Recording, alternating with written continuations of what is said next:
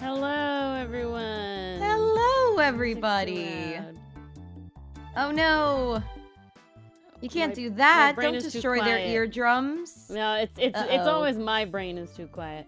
All right, That's guys, I have to go grab the timer for my tea. Look at the lovely art. Well, Ooh. Mars says hi, and I Yes. will make sure to remember all the shit I need to say. Enjoy.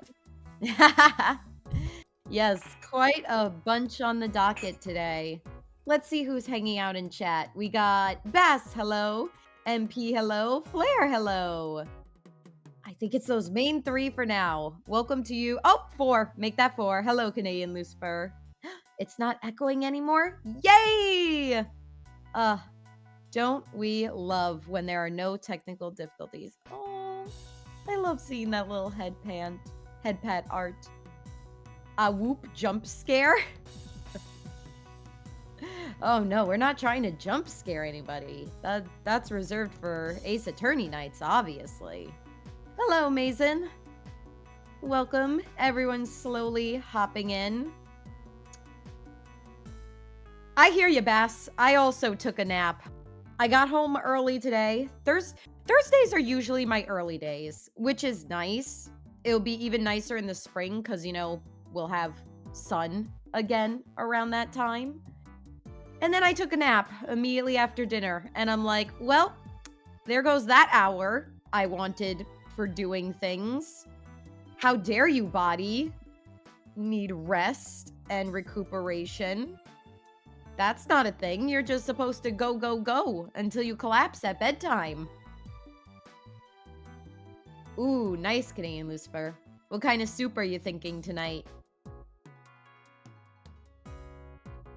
We didn't go crazy tonight. We made cod and baked potatoes. That was it. We kept it very simple. Ouch, I think I got an eyelash in my eye. That hurts. What the heck?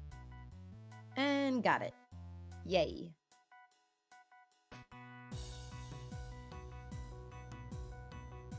What you working on, Matt? Also, if I didn't say hello, hello. All right, I've returned. Hello, Bass, Canadian Lucifer, Flair, MP, Allie. Hello. I hope your Matt. internet isn't crap tonight either, Allie. Welcome, welcome. I think I got everybody. MP, hello. I'm obsessed with that art piece that I did today. Obsessed. It's so good. Obsessed. We're gonna Tis look at it for a lovely. long period of time. I'm gonna actually bring it up in the thing because I love it so much. Come here. All right, we're just gonna look at this. You gotta look at it a lot right now. I'm very, very happy with it. I'm happy so with it for reasons that we may not understand. I mean, I understand, but I'll talk about them in a second. First, let me go down my list of things. My family eats out on Thursdays. We get takeout, so always very nice. Glad to be laziness on Thursdays. That's needed at the end of the week, Yeah. honestly. Very needed. Very So much needed. so. Especially needed after I fucking shattered my glass straw in my Stanley today. Very upset. Oh, very sad. no! Yeah. It finally went. Oh my goodness. I'm so upset. Some fucker cut me off, and I like slammed on the brakes, and I have a lot of shit on my like passenger seat because my car is my office, and so I always reach my hand out to like stop the stuff avalanche to catch the and avalanche. I just yep. fucking karate chopped my straw. Oh Bess, the no! ones that come with a Stanley are actually plastic. And I broke that one. I'm not exactly sure how, if I'm being honest. Like similarly in the car at some point I leaned on it or something and eventually it cracked, and then so you can't use a cracked straw, right? And then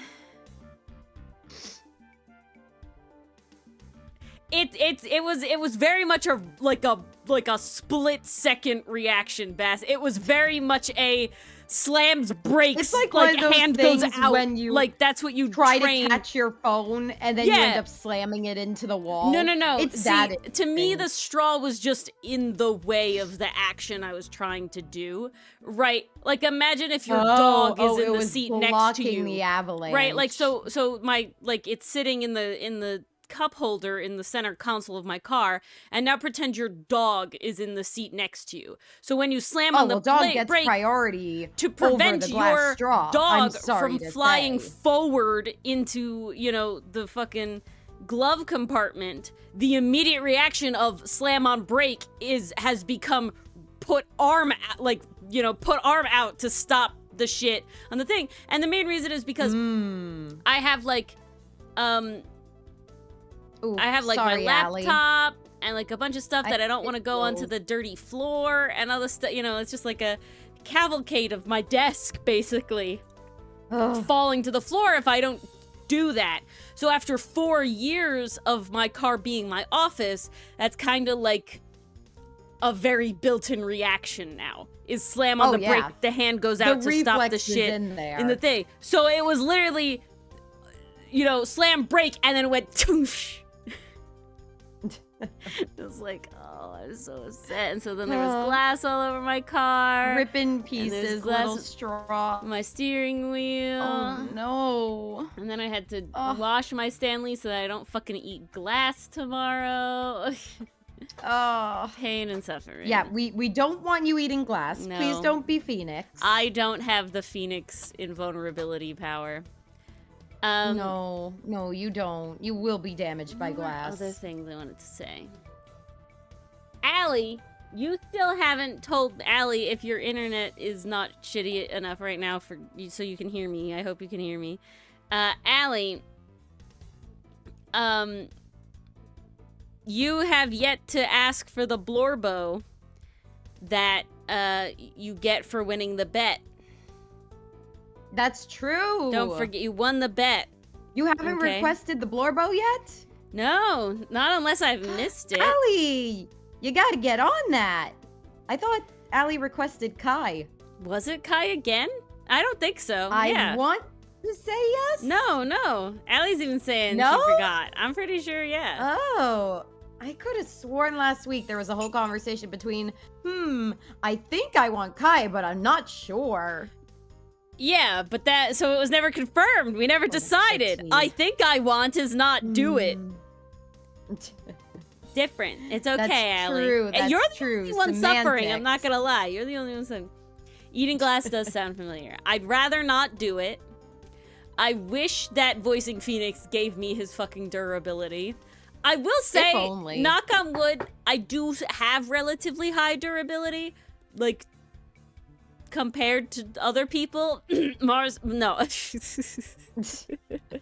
I'm messing. I'm sorry, Ori. I too am vulnerable to glass. There is no getting around Mars that. got the Phoenix being put in the hospital for a cold power. That's what Mars got. I really did, honestly. Oh, speaking Mars, I got these pants in the mail, and unfortunately, they're too small. And they don't accept returns. No. So you will get them. And they honestly, I hope they fit you. Because I also honestly think they might do like, I know you had Rudo cosplay pants, but they might be extra good Rudo cosplay pants. Oh, as they are white cargo pants. Parachute cargo pants. Ooh. So. Interesting, because I got like the cream tannish color currently. I have to so mine are like they're in a vein of that. I think they're white. I have to look at Rudo again. His are definitely more tan than I initially thought. Because when I placed my order, I always try to thrift for my cosplays. So the Red Up, look at not sponsored, but if we were, oh my god. But they have honestly been fantastic for finding cosplay pieces. I got 2 different pants. One of them looked really great. But it was really like bright white. Like not the cleanest, but it was still a pure white. And then I also had these more tannish pants, and I was like, oh yeah, shit, that's closer to Rudo. That's a lot closer. I had to go with those, but the white pants are still hella cute. I'm definitely keeping them. Yeah, exactly, Matt. You gotta throw in a good, hey, how's the weather up there? It balances out. Why won't you let me do from? Mars pay cut to reach my height. My goodness. I don't know. I mean, I've been getting some very nice art from Ori. I think I'm getting overpaid, actually. I think I got a bonus and wasn't told. You did? Okay. I can't find it. I feel like I did. Discord changed its search shit, and I'm upset. Again? Looks like they did, and I'm very upset. Ew, why? Okay. I'm gonna sneeze. Forget that right now. Bless you, bless you. Thank you. She Hello, only did it Federico. once, so she gets it. Yay. All right. Hazard duty? No, she doesn't get hazard pay. Hello, Federico. When have I ever gotten hazard pay? Or in the middle of an amazing art evolution. I'm having a great time right now. It's because of all this awesome art in your life, Ori. Well, it's specifically... So that's why I'm extra happy with this piece in particular, is because I have talked about this before. I usually really dislike leaving pieces unshaded, right, without any rendering, because I really like how the rendering makes it look. And I literally like took the rendering off of our avatars because I needed to send them as a reference to someone, so I removed all the rendering. And our avatars have cell shading, not the smooth shading like I normally draw with, like how I do the comic and stuff. That's my like current preference at the moment. And I always wanted to have like the ability to sort of like do something in the middle, right? I need like a middle ground where it's not a fully rendered piece, but it's also not like just a sketch thing. No, this right? is literally what you need, because like your sketch is $25, then your fully rendered thing is $125. You need something that's right in the middle of that. Yeah, That you can for offer at like $55. And yeah, can everybody identify everybody's hands? One for me and one for Mars. My goodness. Oh, that's special, Federico. My brain died. Edgeworth does have a good skincare routine, and he was introduced to it via Francisca. You got those, Bass. Be decently caked up. Hey, you know what? They're doing That's lots of never leaps a bad and bounds, thing. is all I'm saying, you know? We got the tea, and Vess brings the cake. just don't crash stream, all right? Yeah, accident. No, I believe Allie. I'm very much in the accidentally, caked up or accidentally hot. You know what I'm saying? Like, It happens. I vibe. Oh, we also have to do that. Oh, you're right. But, so, I'm really happy with this because none of this is quote-unquote polished line art. This is what I would consider the cleaned up sketch version, right? And then on top of that, it's flat color only. And I actually love it still looks so good. the flat color. It looks... You know what it reminds me of? It reminds me... What is that video game? Like, I don't know, the composition just hits, like I think the I'm thinking of The World Ends hits. With You. Maybe. Let me see if I can find a reference. The World Ends. It's not come true, okay. I'll tell the hands. The hands are Verity, Manfred, Franz, Eddie Fender, Gregory, and Phoenix. That's what everybody was. But okay, they definitely have strong shadows, but it's definitely there reminding me are of this art manga style like full black shadows that I did do here, on the cravat and under his chin, classics. And I did a little bit on the nose because I feel like I always want a little definition on the nose. And then of course like his hair has like line art related shading, quote unquote. Haha, nice, Federico. That's a good one, The world is Federico. destroyed. We'll never recover. Indeed. If the character has asked, how No, shall I'm we not ever including the move ones in the on? background. 1, 2, 3, 4, 5, 6. This is Phoenix and Von Karma again, but Phoenix and Von Karma are in here as well. Because there's 6 hands. So it goes Verity, Manfred, Franz. I can zoom in. Can you see my... You can see my mouse. Verity, Manfred, Franz, Gregory, Eddie, Phoenix. They're hard to tell. They do have a little bit in them, but it's kind of implied. Which is the tree that fits A in your palm hand? tree. Not a tree, but a palm tree. It's not a tree, though. It's a bush? No, it's not how it works. Yeah, I got it. See, I got it. I'm pretty sure you haven't made a video on that yet, so I don't I have know. not. I have to. I also have to make on a deadly palm trees. Palm trees are really fucking deadly. Oh yeah, cake. Look at that cake. Ooh, let me see the cake. Where's the cake? I'm hungry. It's in sketchbook. Ah, I went to the pet cafe. Because of the chimkin. I played today, right? I think I played Wordle today. Nope, this is museum. Ooh, that's a pretty nice cake, Oh Allie. shit, I didn't play Wordle today. Ah. Ari! Okay. It we're was doing actually... Okay, I thought it was easy today. Uh-huh. Like, I had a better time than I did the last couple times, so was easier today. It wasn't bullshit.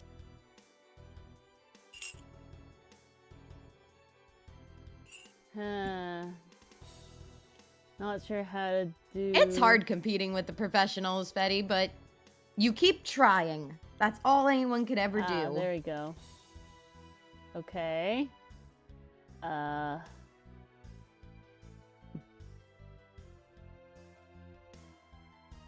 already done today's Wordle. All I could do is sit back and watch the chaos. Uh-huh. None of this is right.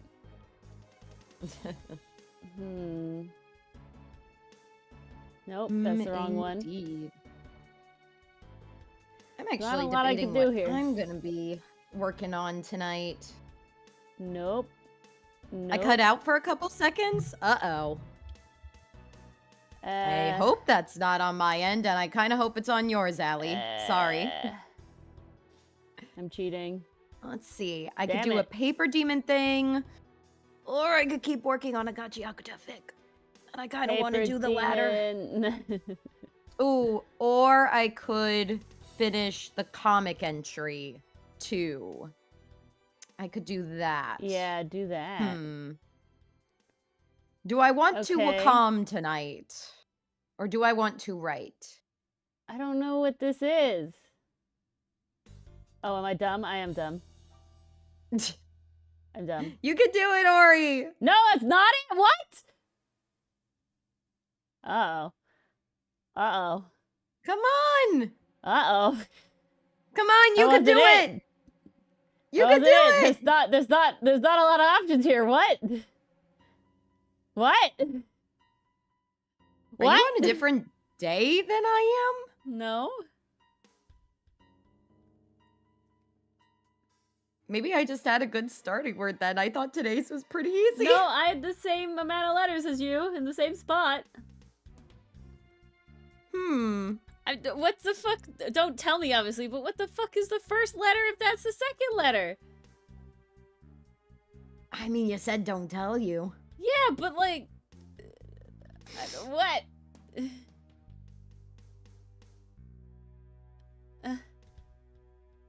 What?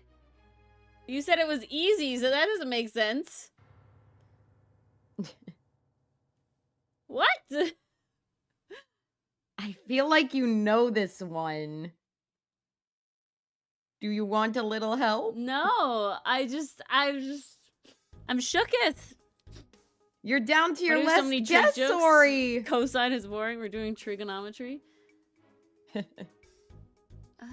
I could have sworn. Spoilers. I really thought it was blind. Ooh, okay. I see how you got to where you were. I see how you could have got there. Okay. But now what the fuck is the first letter?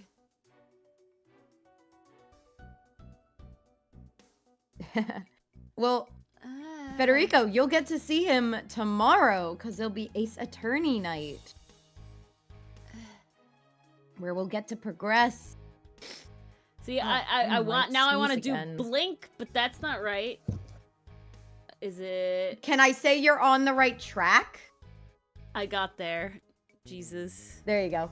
I was blind. That's why I was like, oh, I'm dumb, and then it wasn't blind, and I was like, what?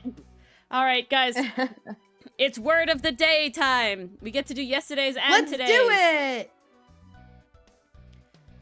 So let's start with yesterday's word of the day. Yesterday's word of the Apologies. day. Mars is still a little sneezy, and we'll be blowing her nose. Let's see if y'all can say this word. I feel like this one feels like a common word Ooh. as well. I think Mars knows it. I'll be surprised if she doesn't. What do you call a fancy smart shark? A fancy shark. Oh yeah, I know that word. It's not a slur. Not a slur. Schmoove. I like to schmoove it. Oh, I love that Quick Julian guy. I'm dead. Oh, that one was top tier. That video you sent me was He does. great. That's like his whole thing. He does a bunch of them. Ah, He just keeps doing it. It's great. ah. Ah, Mars, you're killing Bess. Oh, I'm sorry, Bass. I promise I'm done. All right, so this is schmooze. Schmooze. Schmooze. Schmooze. To schmooze. It's a verb. Act of schmoozing. Yes. So schmooze is to warmly chat with someone, often in order to gain favor, business, or connections. I would have never used the word warmly chat. Like, it's definitely a positive thing, but it's specifically like to butter them up. Think about it in terms of like winning someone over. You're buttering them up. You're schmoozing your boss. Yeah. Like that's yeah. the context I think of it. Schmoozing, I don't think it. I would say it's never a positive thing. I would say it's neutral to negative. You know what I'm saying? Neutral to negative feels right. I would I've say it's never heard neut- schmooze used in a good context. I've always heard definitely schmooze never in the heard it as like a concept of, positive. like you're as kind like of ass kissing. Yeah, but I've also heard it as like a like a oh. more You gotta appropriate go way to of that saying work ass-kissing. event to schmooze, right? Like, that's not a negative. That's just like a fact, right? But you can also use it negatively in the like, he's just schmoozing over there. You know, like, it does feel schlubby. Feel schlubby. Yeah. I agree, Bass. Schmooze in context. After wrapping up her speech filled with anecdotes and policy promises, the candidate schmoozed with the crowd. See, that's very neutral. Seemingly determined to shake every hand before her staff ushered her back to the bus. That is a very neutral thing. Schmooze. I feel like society tends to lean toward the negative with it. Did you know? Schmooze schlepped into English from the Yiddish schmooze, which means talk, which in itself comes from the Hebrew that has letters I don't understand, meaning news or rumor. Although originally used to indicate simply talking in an informal and warm manner, the word now commonly suggests conversation for the purpose of gaining favor, business, or connections. Schmooze is one of a number of English schm, S-C-H-M words originating from Yiddish. Let's see if you can think of any other classics. What other schm words can you think of, Mars? Yes, they are enthused, exactly. Okay, we got schmooze. I know all of Schmaltz. these. Schmaltz, yes. Yes, that Schmaltz. that is one enthuse. I Schmuck. wasn't gonna say it out loud. Yep, schmuck. Schmuck, schmaltz. Great. Schmo. There's two more here. The other ones I know of are, and these are here, schmutz. You got some schmutz on you. Yeah, I got some schmutz and a on schmear. my A hand. schmear. And Specifically, schmear. it's used on like bagels. You can get a schmear of cream cheese on a bagel, but I've never seen cream that cheese. That's any right. other way. Joe Schmo. Yeah, Joe Schmo. All right. And then today's word of the day. This way, everybody. Oh, that knows was this word. yesterday's. That was yesterday's, and we can't do tomorrow's because stream and it doesn't give me ahead of time. But this is today's. I'm pretty sure everybody knows this one. We'll cover it on Tuesday. We'll get all of them. We'll get Friday, Saturday, Sunday, Monday, and Tuesdays on Tuesday. Nice. Ooh, disheveled. Everybody should know this word. Yes, disheveled. Disheveled. Now that's a Disheveled. fun word. A disheveled person or thing is not neat or tidy. His wrinkled suit gave him a disheveled appearance. I would say disheveled people look like a soup sandwich. More like schmooze day. Yeah. Disheveled in context. My mother is waking up. She dresses quickly. Her oblong Scots-Irish face may be too idiosyncratic for the screen anyway. The hollow cheekbones and sharp eyes, the straw blonde hair worn in a low-slung and slightly disheveled beehive. Did Quite you the know? long sentence. These, well, that's the in context, so they give you like a snippet, like a quote from something, like where it was used. Like, so this is specifically wonder from what that was a quote Matthew from. Spector, The Golden Hour, A Story of Family and Power in Hollywood 2025. Oh, okay. Did you know? The adjective disheveled is used to describe almost anything or anyone marked by disorder or disarray. Rumpled clothes, for example, often contribute to a disheveled appearance. As in the novel Crook Manifesto, when the comedian Roscoe Pope walks on stage disheveled in wrinkled green corduroy pants. Apartments, desks, bed sheets, you name it, all can be disheveled when not at their neatest and tidiest. Hair, however, Can apply to many words. Hair, however, is the most common noun which disheveled is applied, along with hairdo terms like bun and beard. A fact that makes etymological sense, as disheveled comes from the Middle English adjective disheveled, that's spelt the same way, meaning bareheaded or with disordered hair. Oh, So interesting. bald was once disheveled, apparently. That word is a partial translation of the Anglo-French word déchevelé, I'm assuming the pronunciation of, a combination of the prefix des and chevoil, chevoil, chevoil, meaning hair. Oh, is that Chevoil. it? Okay. So it was specifically attaining to hair. That's pretty cool. Uh, Because I will be honest, I have been using this word quite a bit when writing my fanfics. Look at you. Yeah, it makes sense for Gachiakata, huh? Well, Rudo's room is very Yes. disheveled You because he's a can't little be- trash See, gremlin, it's very and funny- his room is a mess. Bass. I would in my head, if I was to do the opposite of disheveled, right? You know, make it a paired affix. I would make it cheveled. I would keep, because heveled is not right. The noise is important. Well, you would have to take out the di, because that's what's modifying. Well, but the dis is the modifier, right? It's The working that dis way. is the prefix, without question. You know, like discovered, or, you know, disembodied, right? Like it's a dis, but because the sh noise is its own noise when those letters are paired together, I would have said that the fantasy opposite would be cheveled.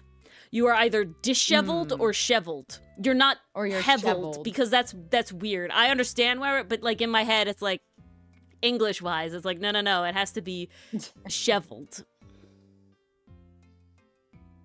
Disgusting. Yes, yeah. You'd have to take out the di. It's very gusting, Allie. I'm gusted. But All right. gumshoe is less iconic. I agree. That's why we Uh-oh. need the D. I accidentally opened the thing. Why? Oh no. Fixing. It's okay. I have too many shits. Don't open the thing. I'm gonna sneeze. I'm getting scared. I'm finishing my tea way too fast. I'm already down to half a cup. But it can't be wreckful. Yeah, there you go. Disheveled hair can look very gusting, but it cannot be wreckful. There you go. There you go.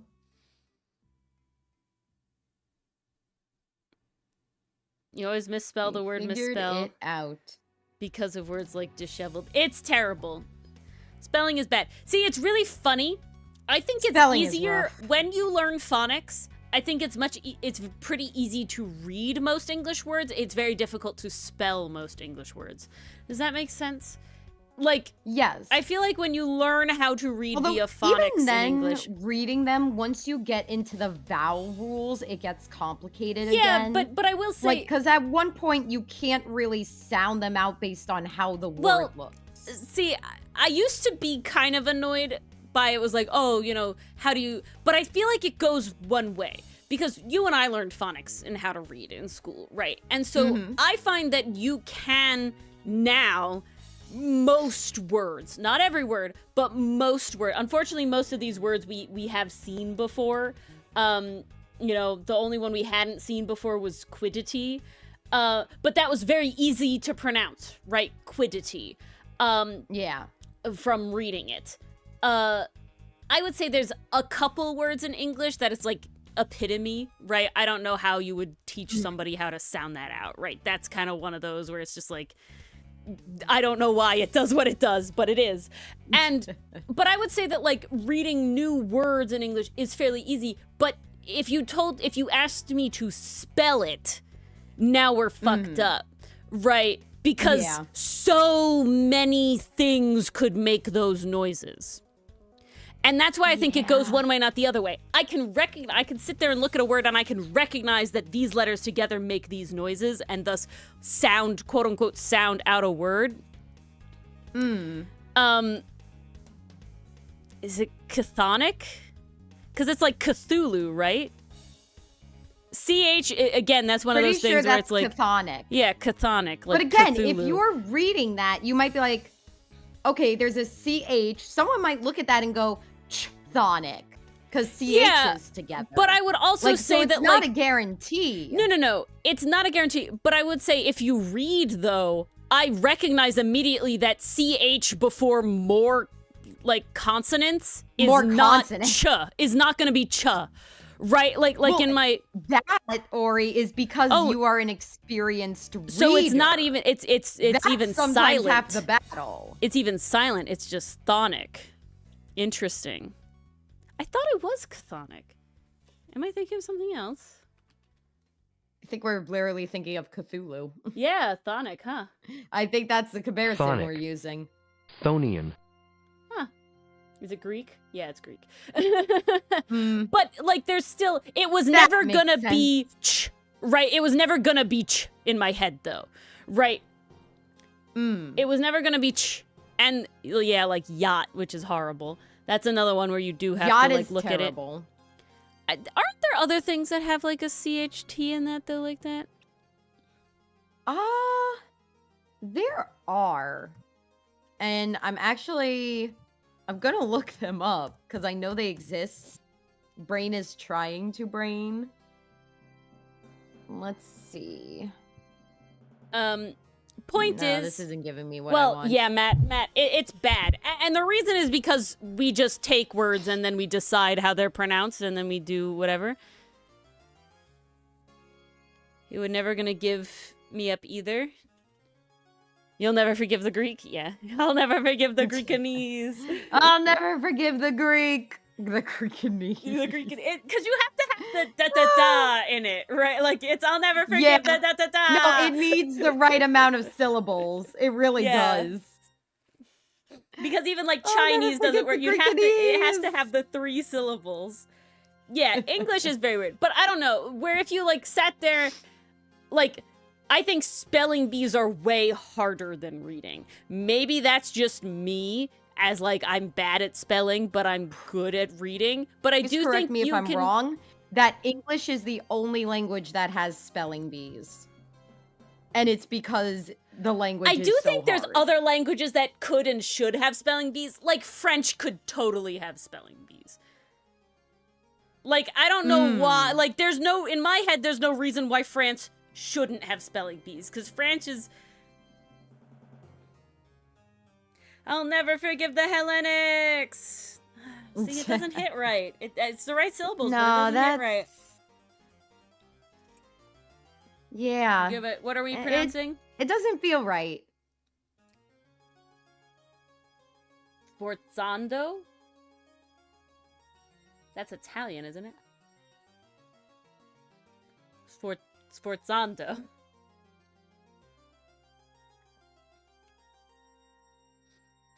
Ugh. Yeah, it'll never be perfect. There, you know, you'll always get things that are wrong, but there's definitely like looking at Thonian, right, and the CH there was never in my head gonna be ch. Well, no. See, but that's the difference, Mason. I don't care if the pronunciation rules are weird. I care if there's multiple things that make the same noise. Because that's where you have spelling bees come in, right? The fact that because, right? Because, or because, if you like are really trying to pronunciate, makes sense phonetically when you look at all the things, right? BEA can make the B noise, right? As in your name, Beatrice, you know, right? And you know, just B in general. And Beatrix is not the right one though. Why am I blanking on the what's the Pokemon character? Bernice? No, B Is that her something. name?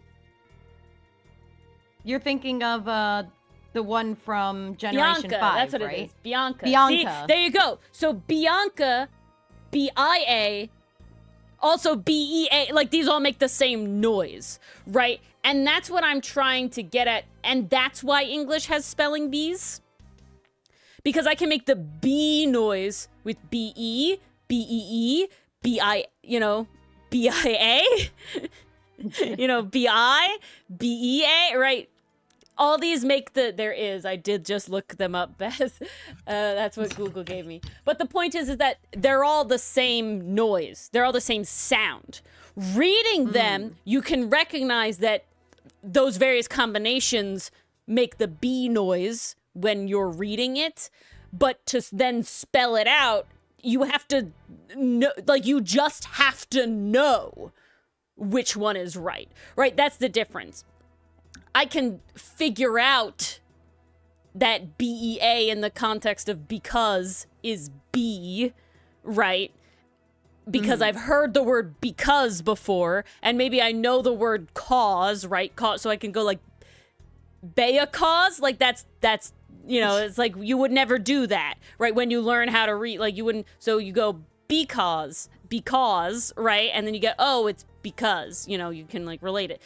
But when you're spelling it, you have to know because of all the experience that you have prior from reading it and being very exposed to the language. But and then to spell it though, you have to know that because specifically uses the BEAB and not the BE or BEE or B, you know, I, right? Like you have to know, like that's just a knowing thing.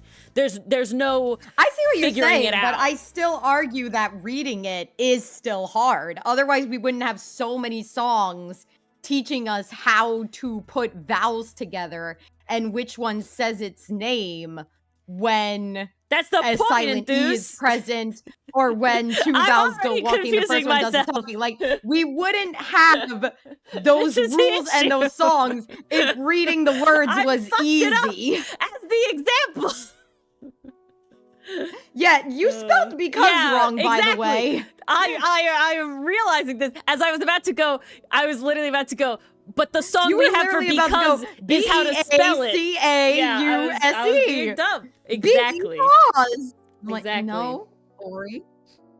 Well, but see, because we have the spelling song for it, though. B-E-C-A-U-S-E. Because. B-E-C-A-U-S-E. That's how you spell because.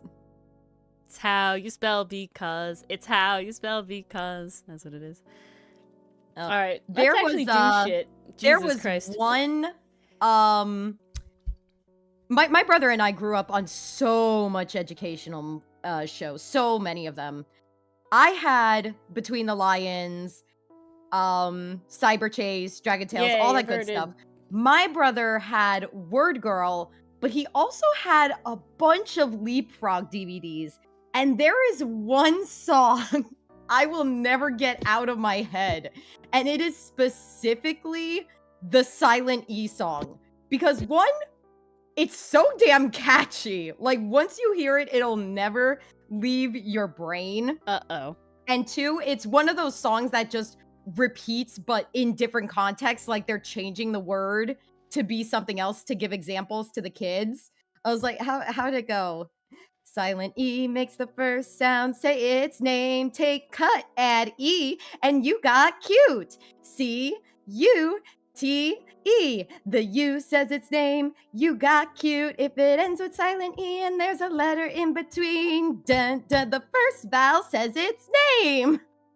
God, when was the last time I watched that? Like 16 years ago? And it's still locked in there. It got you. It's still locked in there. But that's what I'm saying. Like, we need all these tricks and we need all these mnemonics to remember how to spell. Yes, I do remember Martha Speaks B. Sorry, I'm tired. Mason. I need tea. It's because we've been talking about bees so much. Yeah. In the chat. Martha Speaks was good. If I'm correct about this little trivia, but I have seen it. I'm pretty sure the actress for Rarity in My Little Pony G4 played Martha in that show, which was wild. Oh, really? Because going back, I listened to how she sang the song, and like, you know how Rarity does like the panicked voice? You hear that for a moment in the Martha Speaks intro song when she like pants as the dog, and it's like, wait a second, is that Tabitha, the voice actress? I looked it up and I'm like, oh shit, it is Tabitha. That's crazy. Ah. How is the girl in Blender doing right now? Are you using Blender? I didn't think you were using Blender. I'm not using Blender. I'll be right back in a moment. I need some lotion. Who are we throwing in a blender? I'm lost. Everything's lost. I don't know. I need spring. I will take the snowstorm we're getting. I was so happy it was warmer today. On Monday. I needed it. I will happily take the snowstorm we're getting on Monday, but I am so over the colds. I was blowing my nose all day today, which made sessions 1 really fun, but 2, you know when you like use a tissue too much and then your nose gets so raw afterward? I was like, I want to smile on stream, but the way my nose is crinkling and wrinkling makes the skin hurt because I rubbed it raw. Ow. Oh. Yeah. Hence the lotion. At least it smells like gingerbread. That's nice. Okay. Why a is total this drama-like show based on Big Brother. I don't know if I've ever seen that one, Bass. I have seen Total Drama, though. Probably when I shouldn't have. I don't think I was supposed to be watching that show at the age that I did. But I did. And here we are. Are you getting bigger? No, you shouldn't be. How's the freeze going over here? It was better today, Fetty. It was better today. Okay. Yesterday was the worst. It was terrible. I hear tomorrow the low is going to be 12 degrees, which I'm not excited for. Oh. Sorry, Ori. I'm glad I got gas in my car today. Me too. I don't want to go out. I get to leave my house at 6 a.m. So thankfully, I get to mostly drive sit in my home car. at 6 p.m. Yay. Oh, and even better, I'm back on the cold-ass stage this week. Uh-oh. Bring your Yeah. jacket. Yep. Telling all the kids too. But we're doing a hot chocolate theme tomorrow, which I So you're gonna trialed tempt ran them? with a couple kids. Well, no, here's the fun thing. Here's the fun thing. So when you work with kids, you got to be very creative because, you know, you can't bring in actual food because food allergies, you never know. Mm. So what do you do when you want to do a following directions activity, a vocabulary activity, and you want to make a hot chocolate theme? Well, you take a big ass box, you know, a little small one with a latch on lid will do. You fill it with pinto beans because those are brown. You cut up squares of cardboard because those are your chocolate squares. You throw those in the box. Then you get 10 cotton balls. Those are your marshmallows. You throw those in the box. And then for your peppermint sticks, God, I wish Celsius you penguin. scour your house trying to find whatever straws you have. Realize you have we're zero hearing- of the uh-oh. striped straws at all. So you take a red Thank one you, and you start Allie. coloring on it with white marker to simulate stripes. Then you cut that up, throw it in a bin, and then cup in a bin. And there's your activity for hot chocolate. And we actually have a song for our hot chocolate. How's it go? I sang it a lot of times today. How'd it go? Hot cocoa, perfect when it starts to snow. Hot cocoa, stir and blow. And there's the following directions: stir and blow. And then we also have some cue cards where it's like, add 10 scoops of cocoa, add 2 marshmallows, and yes, this I learn how to do. This is what I had to spend money on so I could be certified in playing with cotton balls all day. Hey, you know, it What a doesn't seem life. half bad. What a life. Okay. Let's look at this motion a second. The fantasy princess was cut. Ah. Oh, I might know what you're talking about, Bass. Was it called Drawn to Life? Wasn't it an adult show? I think that's the show you're describing. Because the Shonen punk character, they were a parody of Link, if I remember correctly. I'm pretty sure I've heard of that show. Ooh. Let me see if I'm right. Drawn to Life TV show. Grr, minus AI.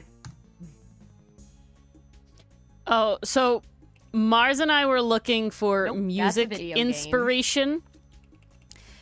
And it was a pain to try and find non-AI shit.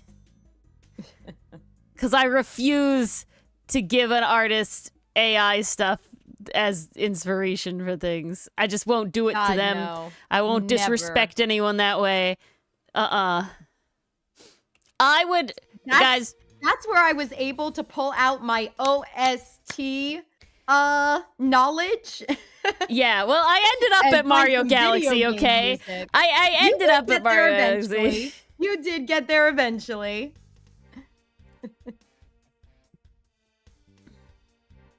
Federico, I'm not stopping you. Please share with the class. Eh. It was something like that, Bass. Let me try. Adult show about cartoon characters who know their cartoons with princess and gay hero? I don't know.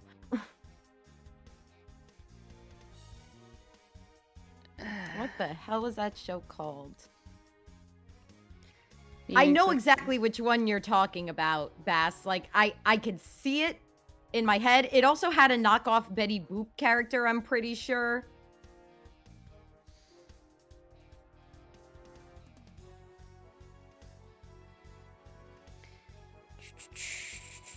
Drawn Together. That was it. Drawn Together. Not Drawn to Life. Drawn Together. Oh, I was very close. You got there, I was yeah. very close. You were very close. I got there eventually. Took some time. We had to go around a bit, but we got it. Have a good time, Zone Penguin. Have a nice Legend time, of Zelda Zone Penguin. fan fiction. You know what's funny? As much as I love Legend of Zelda, I've never felt a desire to fan fiction for Legend of Zelda. And to write or read, I missed that. Whatever you said. Right. Have you read Legend of Zelda fanfiction? I've read some Sight on Link before. There's some good stuff out there. Oh yeah, no, I'm a shipper. I wouldn't say I've ever read anything from like the previous games. Like I'm not out there seeking Skyward Sword fan fiction or a Minish Cap or anything. Yeah, like that. Link was certainly the major part into like Zelda not just playing the games that I ever had, without question. I don't think I ever read like a full fan fiction though. I did watch and follow a couple artists that did like a lot of comic stuff related, you know, and then it did just end up being like general Zelda comic stuff too. But yeah, I don't think I ever read any like true full fan fictions. I'm gonna be honest, I don't read a lot of fan fiction about like any properties I'm a part of. I don't think I reads it when I either send her or and to if be it's honest, mine. To be honest, I rarely get around to the ones you send if it's not yours. That's just life. Shit! I really gotta write a Gachiakuta one. You do. I really just haven't. I really just haven't. 14 whips. Which one do I polish? It's like anime. Like sometimes it's like, oh, I'm a fanfic fiend right now, right? Like sometimes it's like, let me read all the fanfics possible, and then or like gotta search for a fanfic, and then other times I'm like, yeah, I don't feel like doing this. If it's yours, I will read it. I will make the time, but otherwise it is a lot of like, yeah, not feeling reading right now. Not even just reading, not feeling doing that. Because usually the time would be like, basically like that's your all arting time. Exactly. Basically like all my free time is broken up, and I'm not counting the time that is spent to do like stream isn't free time in the same way, you know, like no, it's not. Video editing, like, you know, comic, all that stuff is not free time the same way as what I'm talking about.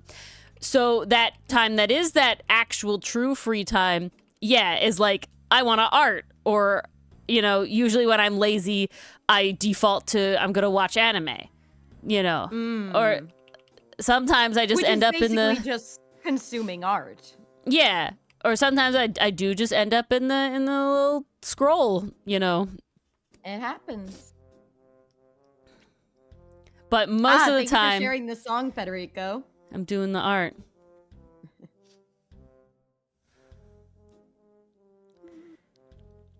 I wish I could figure out what meter this is so I could sing it. Where is it? A little further up, Federico shared the hands song. Oh.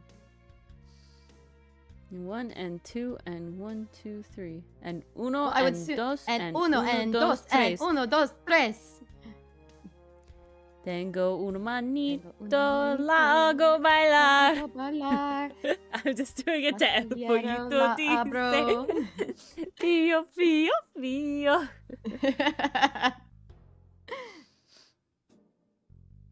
Yes, dibujos.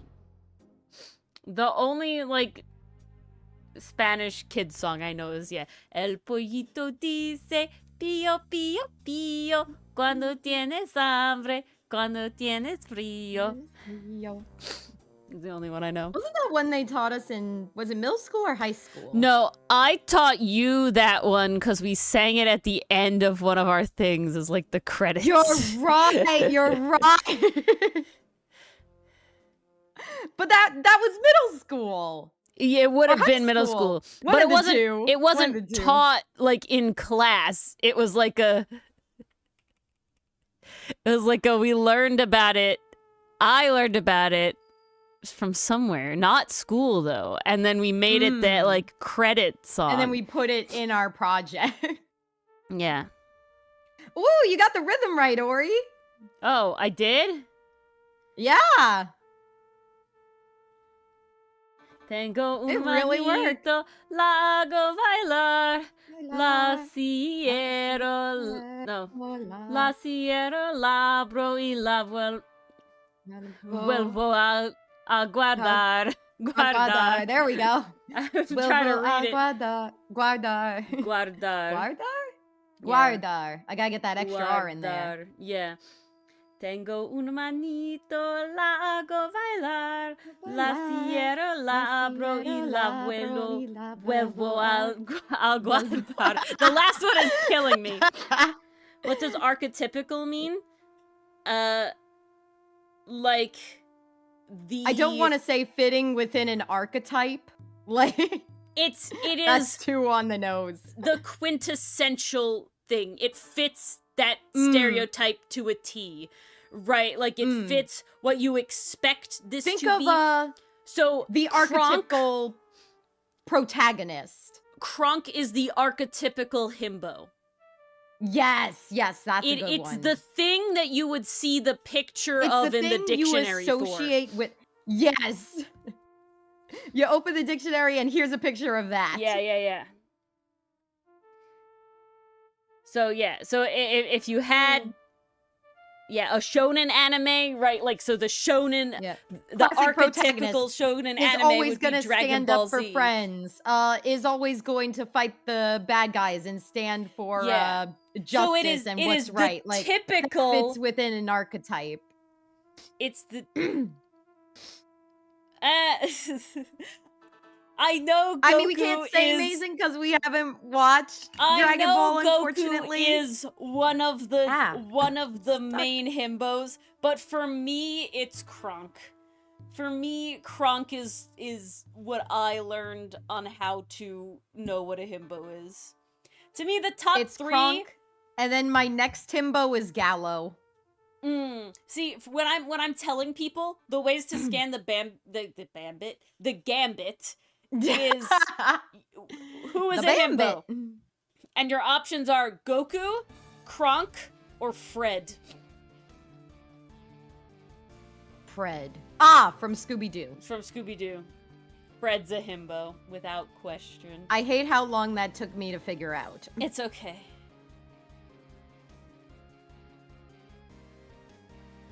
We're not gonna put you on a cross, Federico. I have only finished 2 Zelda games. I have beaten Breath of the Wild. I gave up on Twilight Princess, unfortunately. I have not beaten that either. The first... So there's a moment where you transform, and then you're stuck in the sewers. I got out of there. I'm stuck in the sewers, and I can't find my way out. So I just gave up on that entirely. Twilight Princess was the first game I ever used a walkthrough for. A Link Between Worlds. I did beat a Link that's Between the one Worlds, I beat. That's 2 games I've beaten. And then I also am 99% sure I beat Wind Waker. That one I've never played. I'm very certain I did beat but I don't Wind know Waker. how much I want to backtrack. I'm very certain I did. I own literally, I would say, if not all, nearly every single Zelda game. And yet I have only beaten 2.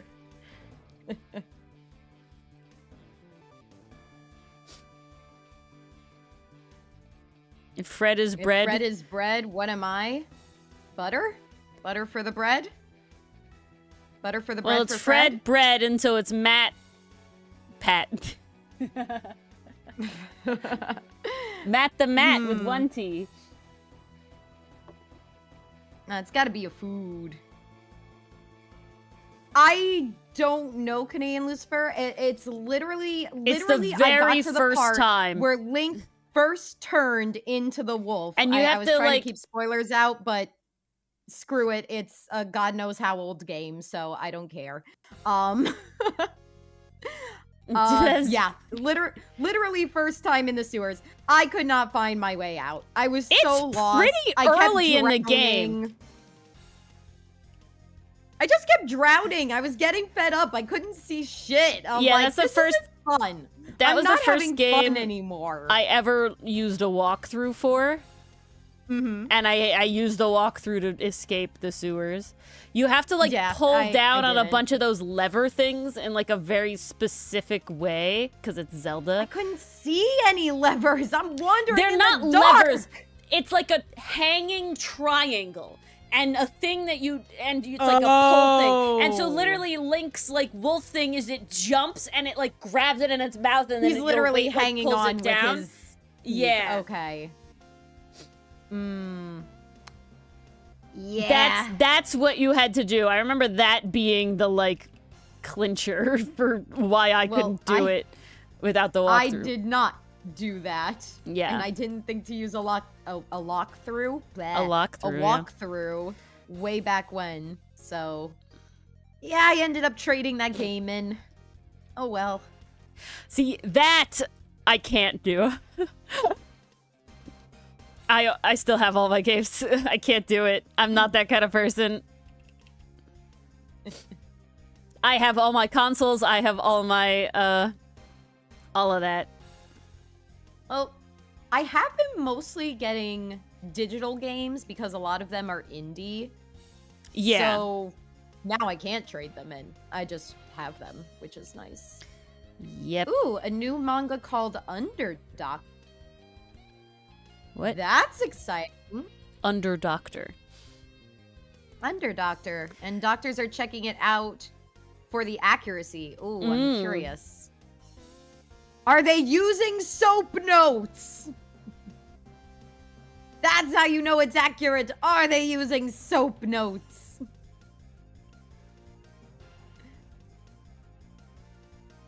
The butter rumor. No. I don't What think is so. that, Federico? What is the butter rumor? And why am I a little scared? Yes, I do remember that. Ah, so soap notes, Mason, and for everybody else who doesn't know, you have to break your notes up. When you see a client or a patient, you have to document it. One, because you need some kind of record for their file, but two, this is how you get paid. So you have to write your notes in this format. What it stands for is subjective, objective, I know P is plan. A, come back to me, A. What does A stand for? I know what A stands for. Subjective, objective, accuracy. Yep, accuracy, and then plan. So in the subjective, you would write, how did the patient seem that day? Did they seem tired? Did they seem awake? Were they interactive with you? Did they engage easily? Did they need more encouragement? Did they need more redirection? Objective, at least in my field, is this is where we put the goals we're working on. So like, for example, so-and-so will say F in the initial position of words 8 out of 10 times. And then you just note all the goals there. And then the accuracies is, how did they do that session? Oh, so-and-so was able to produce F in the initial position of words, given this level of support with approximately 60% accuracy. Guys, little tip, always put accuracy before the percentage. Give yourself the wiggle room. You never want to outright say, oh yeah, it was 60% or it was 65%. Always put approximately. This is important. Give yourself that wiggle room. And then the plan would be, patient will continue to attend sessions 1 time per week for this allotted amount of time. Session will continue to focus on A, B, and C goals. And that's how a SOAP note works. And boy, did they drill that into our heads in grad school. It's actually really common to use if you're any kind of therapist, any kind of doctor, especially if you deal in insurance, because they love to see how you're breaking up your session, what specifically you're working on. And yeah, that's the nitty-gritty of it. Ooh, you put something in couch? Let me see, Mason. Let me see. Oh, yep, I remember that one. What was the first game theory I ever watched? I think the first game theory I ever watched was his Assassin's Creed Leap of Faith, because my dad and I were playing Assassin's Creed at the time. So I was like, ooh, I recognize that. What's that? And the first thing I hear upon opening that video was MatPat doing a parody of Free Falling. I'm like, oh, okay. I guess I'll follow you. I don't remember what my very first one was. I was definitely shown one, you know, pretty early on that was like, oh, you know, like, can only jump so high, you know, like, and people referencing game theory be like, oh, you know, look at this math and shit, you know, like, whatever. Pixel measurements. Yeah. Woo! And so I was definitely, like, shown something, but I never, like, went and watched it until I would say, like, Five Nights at Freddy's. At that point, it was like, now I'm actually, like, intrigued in, like, the actual lore of this game. So, like, yes, I would like you to tell me the lore of the game, basically. Please tell me the lore of the game I will never play because I am a chicken shit. I did play the first one. I beat it for my cousins. And the only reason I knew how to beat it is because I had watched Hank Green beat it. Back in high school, Ori had actually invited me to a friend hangout. And she said to me, like, hey, Mars, we're going to do a sleepover. And we're going to be playing Five Nights at Freddy's at night. And I was like, I love sleepovers, but I don't like horror games, especially horror games with like only one person I was super close to at the time. So I was like, oh, Ori, I'm sorry. I'm busy that night.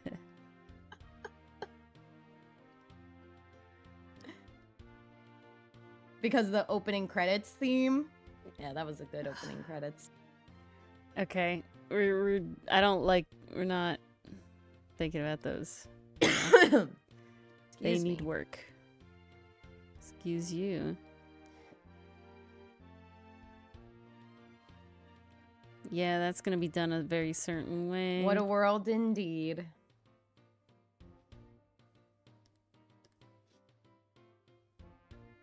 Okay, why is that not Slender right? Man, that was another big one. Yeah. Yeah, that was definitely still high school. Okay, because you gotta move more. It's funny, I don't remember people talking about it as much. Like, I know they knew it was a thing, but no one ever really referenced it.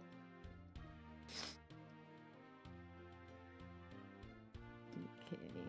Move over. I think I shall open this fic. Move over. And perchance work on this. Maybe. Maybe. Okay. Oh, okay. That has to be moved into that folder. Okay. Hmm. Why does that not feel right? Let's see.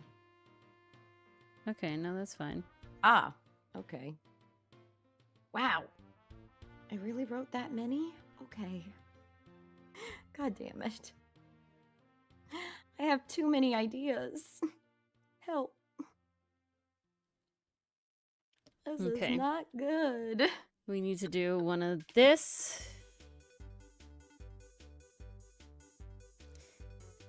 So I can do this. Whoops. I would like to link. I would like to link that. No.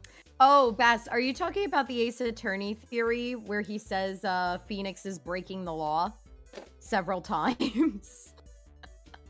Well, yeah, And didn't y'all tell me that was like actually in the right? super hated or something? People really hated that theory. Do my ideas fight each other? I will say, Federico, it's definitely easier from a fanfiction angle, because the only continuity that exists regarding fanfiction is what has been established in canon and what I can derive going off of that canon. Like, taking Gachiakuta, for example, Rudo is a tinkerer. He likes to mess with trash. He loves fixing broken items. So I could take that idea, and a lot of people certainly have, and be like, oh, his room is an absolute mess. He has a workbench. He's always tinkering with his stuff. It's just, it basically looks like a Miyazaki-esque workspace, essentially. Yeah. So that's kind of taking what canon has provided me and providing my own continuity. But what's really nice about fanfiction is, like, each idea exists in a bubble. Like, unless I'm going out of my way to write a series, and that's an option on Archive of Our Own. You can make a mini series where it's like, oh, it starts here and then there's a progression. Typically I go for, here's a contained idea and here's how we're going to expand that idea. Now, do I have ideas that fight me when it comes to Outcast? Yes. And that becomes the topic of a business meeting, because it'll be like, Ori, I have this idea, but Mars, that goes against this established canon. Or, guys, there is a reason shows have a continuity person. A continuity person specifically to keep track of all the shit that has come before, to make sure nothing contradicts it in the future, to make sure everything is tightly written. It's as smooth a story as it could be. It is an essential person to have. And now that job is delegated between me and Ori, essentially. Or Ori keeps me on task from going too crazy. It's needed. The problem is a lot of the time it's like, great idea, love it, but we can't. Yeah. but it doesn't work if we want this that we already really wanted, and it's like, shit, kill the darling, I guess. I'll be right back. I'm gonna grab a throat lozenge real quick. Okay, here we are.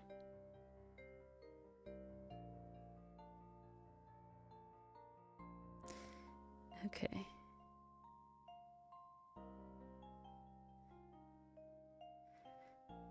I am very happy to report that last night I only woke up once to cough my brains out instead of 5 times. Yay! So I got more sleep last night. Yay! We just kind of forgot about the Red Fleet. Yep. This is why a continuity person is needed.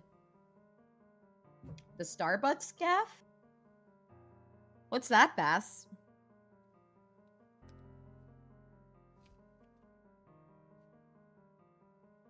I feel like when you get to something as big as Dragon Ball Z, Mason, you're gonna end up with retcons. Especially, like, as they pivot to new generations. And this is why I think franchises need to die.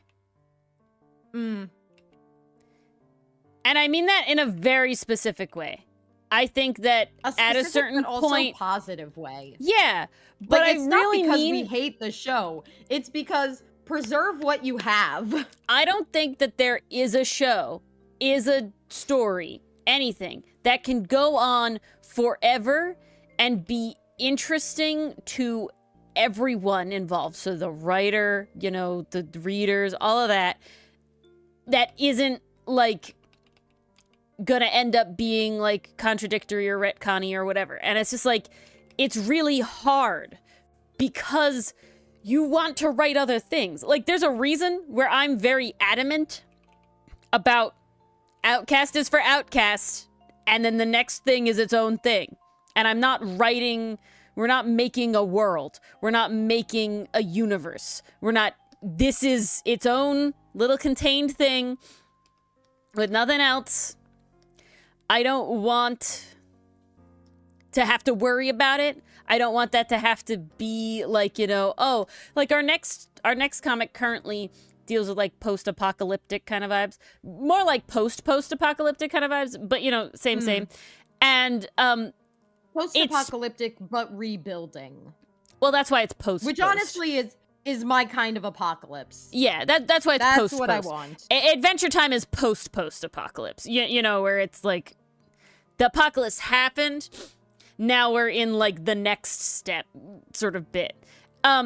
Point being is that it's not post-apocalyptic where we are in Outcast. I don't want to have to think about it, worry about it, do whatever. I want it to be whatever the next thing is. The boys got enough to worry about. They don't need to deal with the apocalypse too. Well, but we're not even talking about, I'm not even talking about like involving the same characters even. I'm just talking about like the world.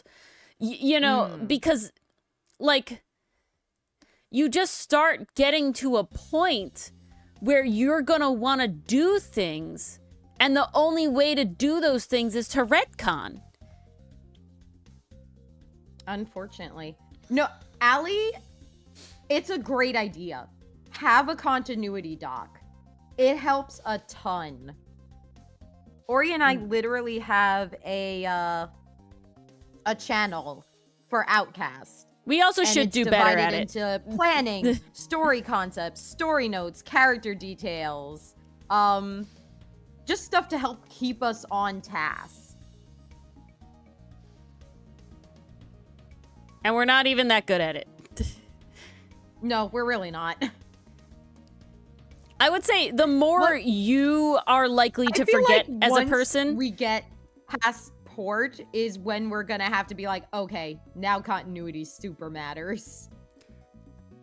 Well, I also think, I will say, as people, we're relatively good at remembering our own thing. That's not like a flex or anything. That is just the kind of people we are. I think that comes down to just being passionate about the characters. I wouldn't even say it necessarily has to be passionate. Some people are just better at keeping that in their brains than other people. That's not a failing or anything, it's just life, right? Everyone's different.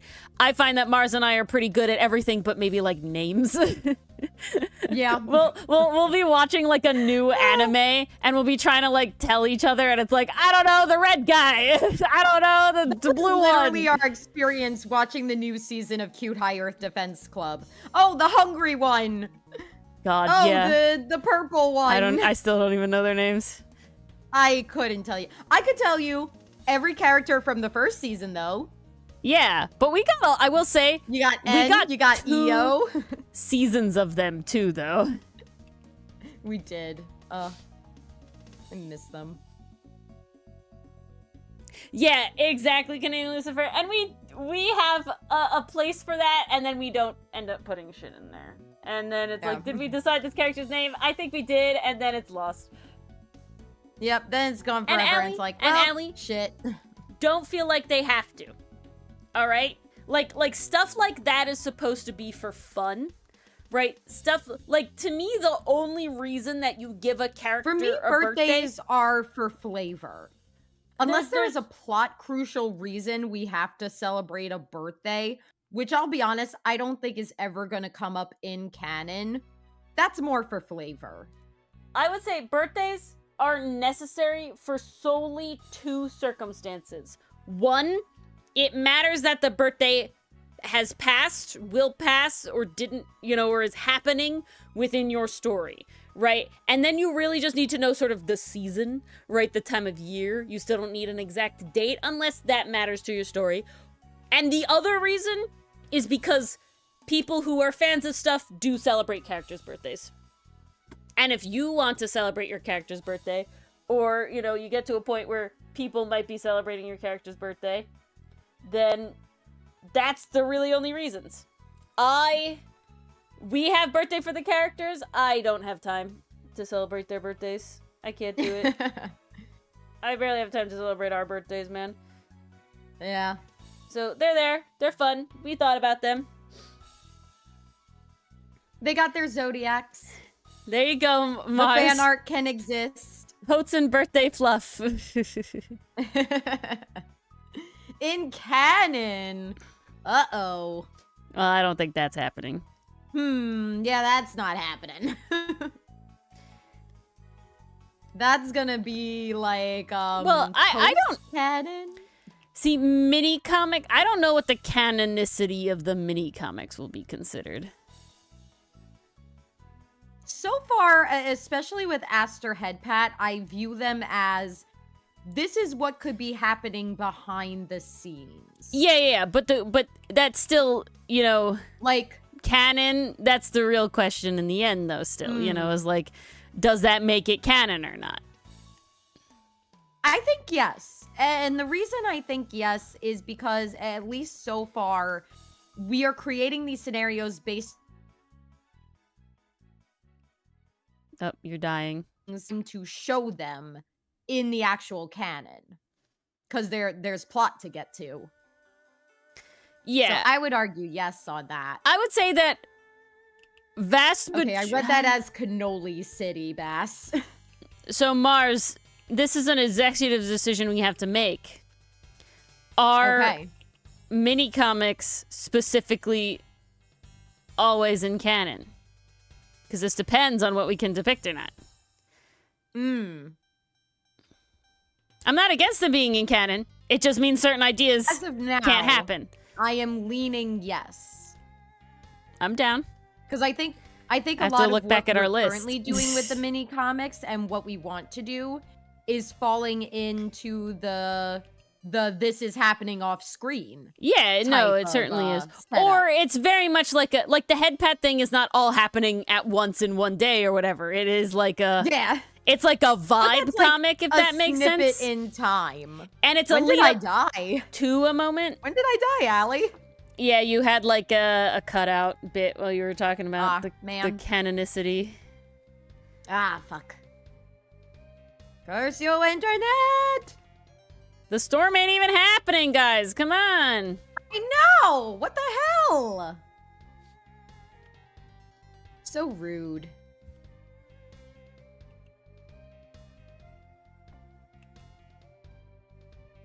A blorp comic. Blorbo time. Exactly. It's more time. Excuse me. More time with the Blorbos that we don't get because we're too busy in jail right now with Everett and Guard 1.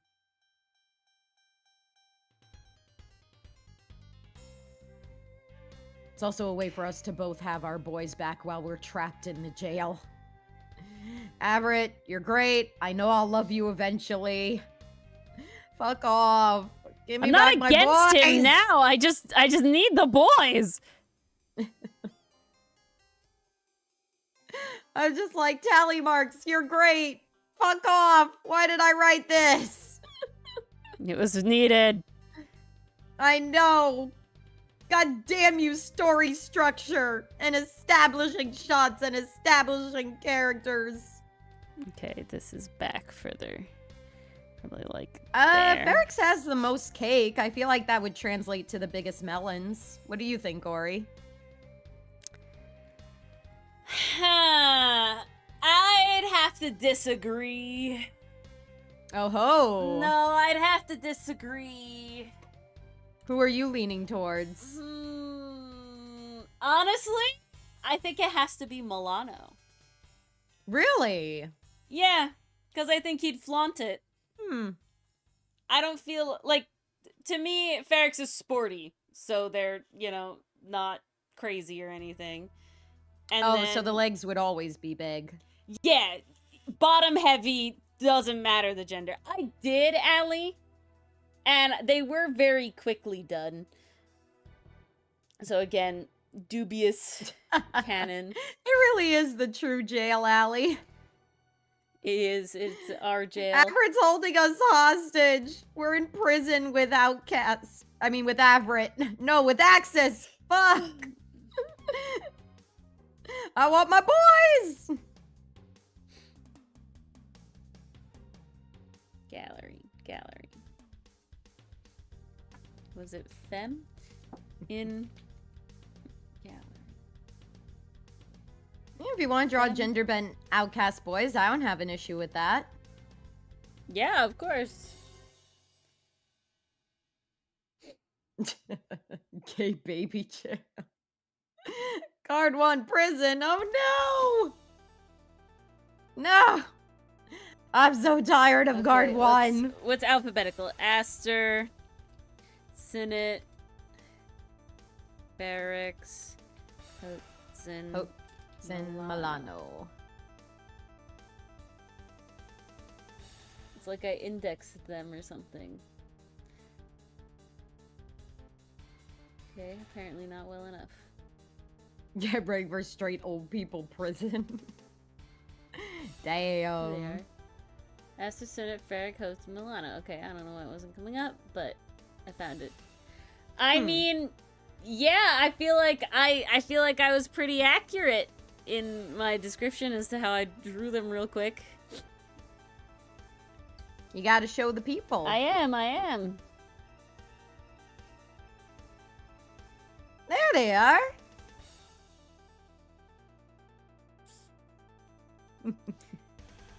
Oh, Hotson. No matter what, you're always just consumed by your clothes. He must be.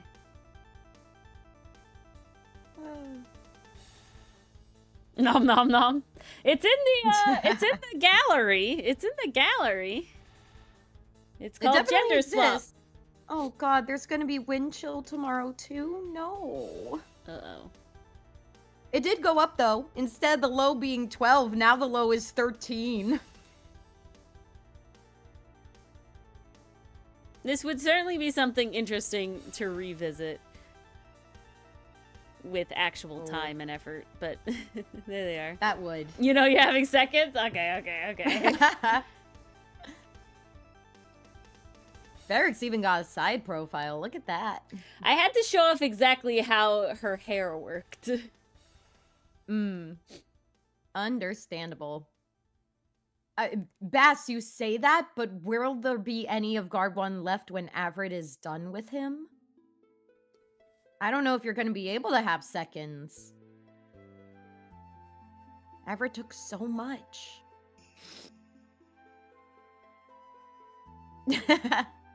Very optimistic, Bass. Very optimistic. I don't know. Well, actually, I do. I wrote it, so... We're getting spam, oh no. Oh no. Not the spam.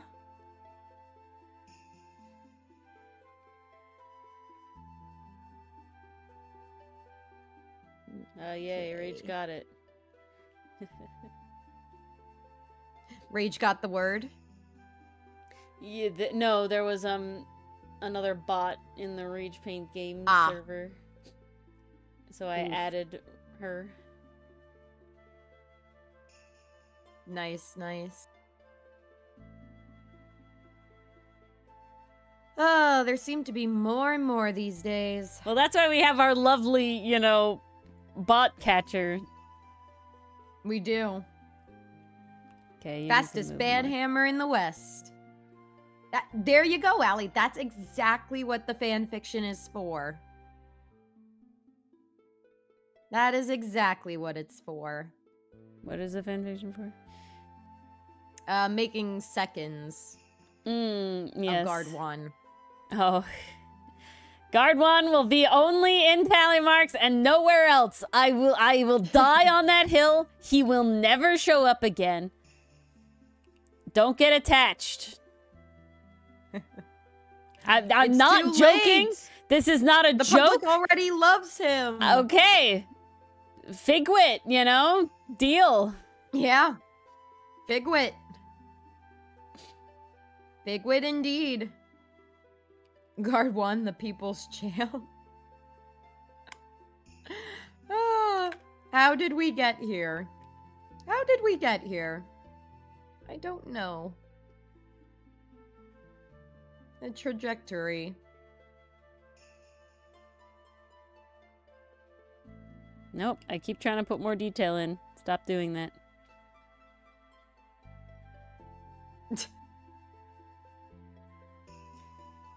He'll forever be in our hearts and Everett's lips. Oh god. Oh my god. You're supposed to do the toxic yaoi with Everett and Hotson, okay? We set that up for you guys. We The got toxic AUs yaoi and everything. is the Everett Hotson, okay? The band the public has AU spoken. is super that. They don't want toxic Coats and Everett. Slightly other acceptable toxic yaoi is Everett Ferrix, apparently. Apparently, I've come to that one. I do like that one, not gonna lie. Yeah. That one's Thank fun. you, Mason. We'll have certainly made it when that happens. Everett has 2 hands, one for Oates, one for Ferrix. Guard 1 is not involved. Everett should be Toxic, a toxic okay. yaoi with That Milano. also condone. Okay. I also condone the Milano one. The trio I've is also heard some people say Aster and Everett as well. some especially people with Aster being the soup. big brother. Yeah. Oh, I'm definitely thinking of soup when I say that. I didn't That's do for your sure. stupid.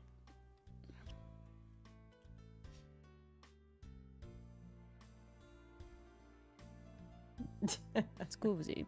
You'll have to speak with the soup kitchen, Allie. I don't know when that's coming out. Fan fiction wise, never. But there's a lot of it already out. The soup kitchen is full. Get in line.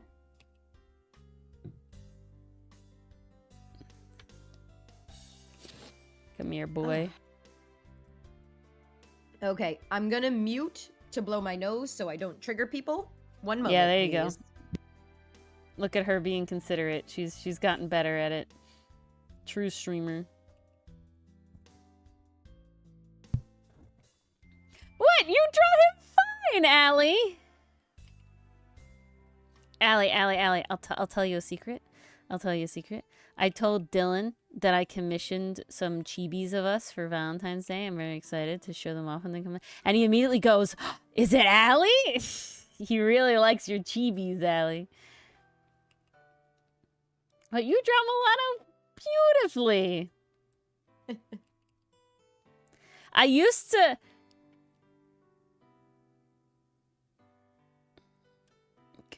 I've lost everything. More soup. All the soup. Ah, welcome back, Matt.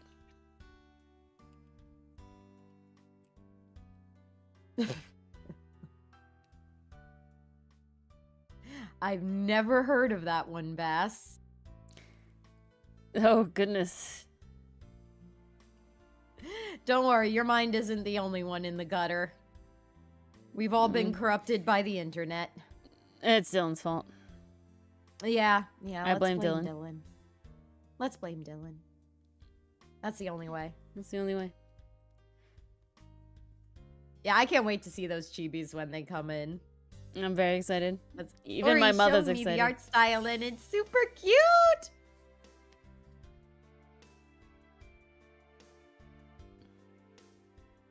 Ooh, that sounds interesting, Bass. See, Allie, you gotta tamp it down. And I also have to say, you have to remember... You gotta beat it down with a stick. There's 3 things you have to do as an artist. Don't let it win. There's 3 things you have to do as an artist.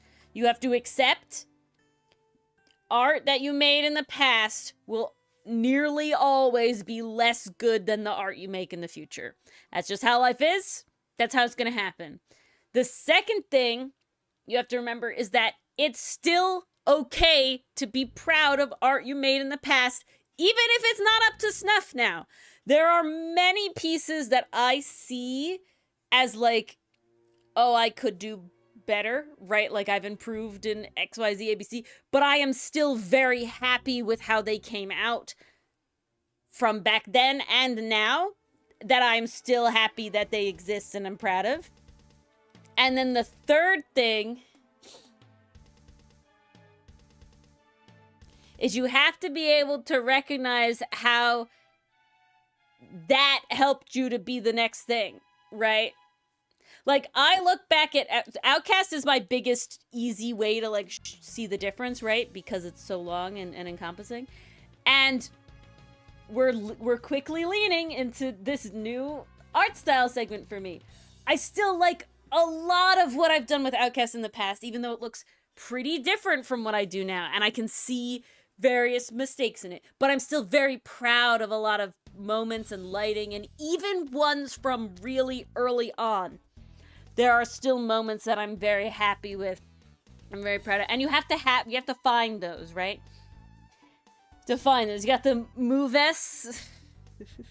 The Move-S. The like Move-S. Jagger.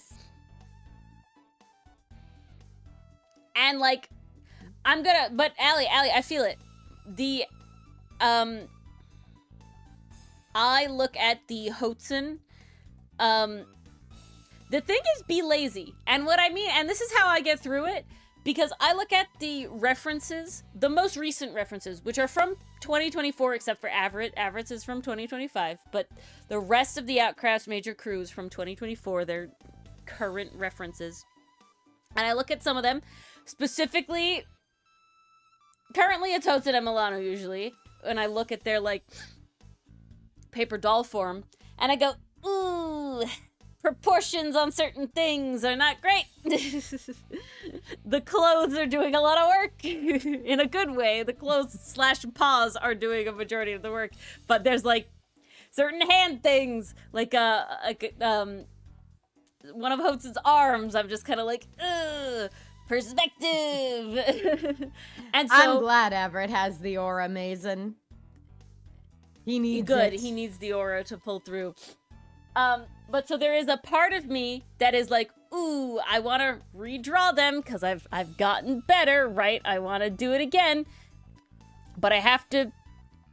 But then I sit there and I remind myself, I'm fucking lazy. I'm lazy.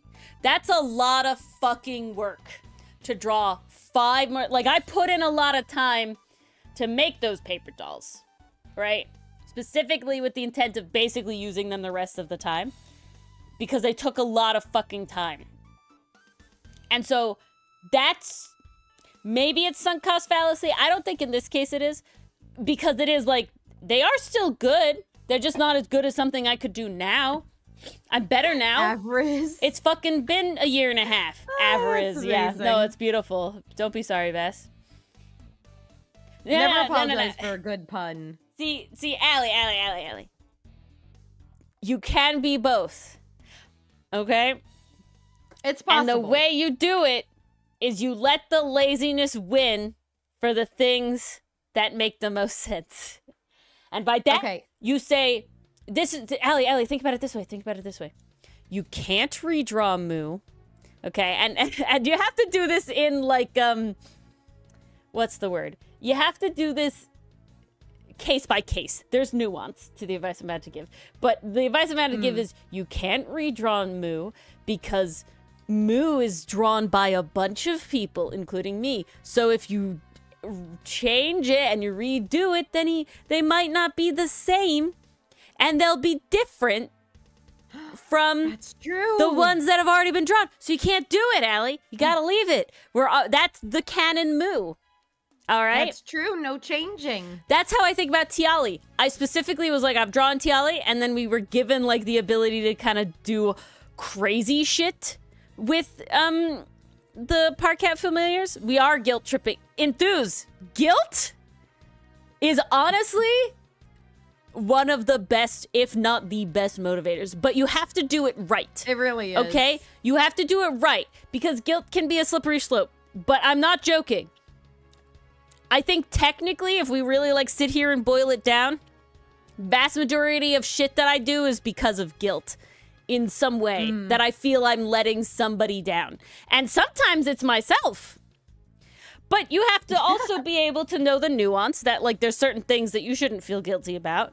You know, like taking time to yourself and not doing the grind all the time. Like you have to learn it. Important. But, like, so me Gotta have balance. I would feel guilty to take all of that time to redraw all of these references, even though their designs haven't changed, because that's time I could be fucking doing other shit. And I would be guilty that the comic's not on time, that there's no extra art, that I'm not drawing things I want to draw, that I'm not participating in these other events like Paper Demon, like Ace Attorney Bingo, like all of this stuff, right? You have to learn to let go. And I'm gonna tell you, I don't think there's any other way to learn to like let go and chill the perfectionism a little bit, except by like exposure therapy. Like, I'm not joking. Like, literally, and this Allie, is what I was gonna get into, because Matt said role playing is so fun. Wish I were good at writing. Matt, I'm gonna tell you, if you're role playing, you got one half of the equation figured out. You got the dialogue bit figured out. You got the inner monologue figured out. So start with that. Start with what you're good at. Get some dialogue going. Don't even worry about the connecting pieces yet. You can always come back to that and refine it. And I'll tell you this, the great thing about writing and art, the more you do it, the better you get. You will see your skills grow as you do it more and more. This is very important. The only time you will not get better by doing something more is if you have zero desire to get better at it. And I'm not talking, because like I'm not talking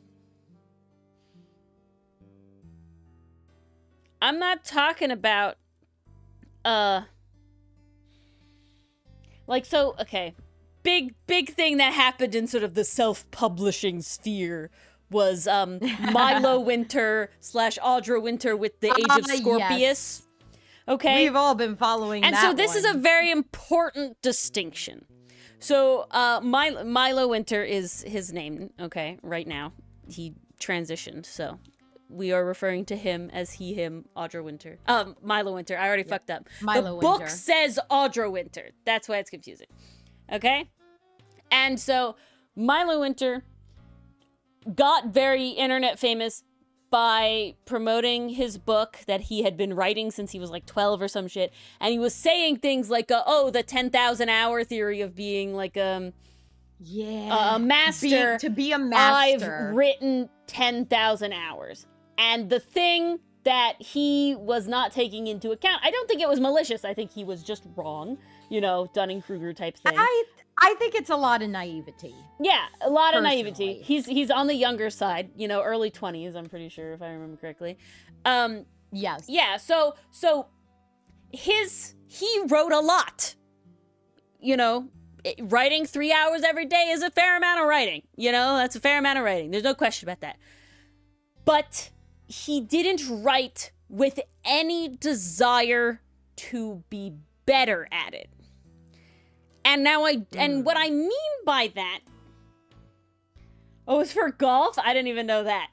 But the point is that... Oh, really? I didn't even know that. That's even funnier. I didn't know that either. That makes it hilarious. The point being is that, yes, you will get better, like, for art, anything artistic, right? So, drawing, writing, crafting, modeling, like, literally anything that involves a skill. The only way to improve is to do it, okay?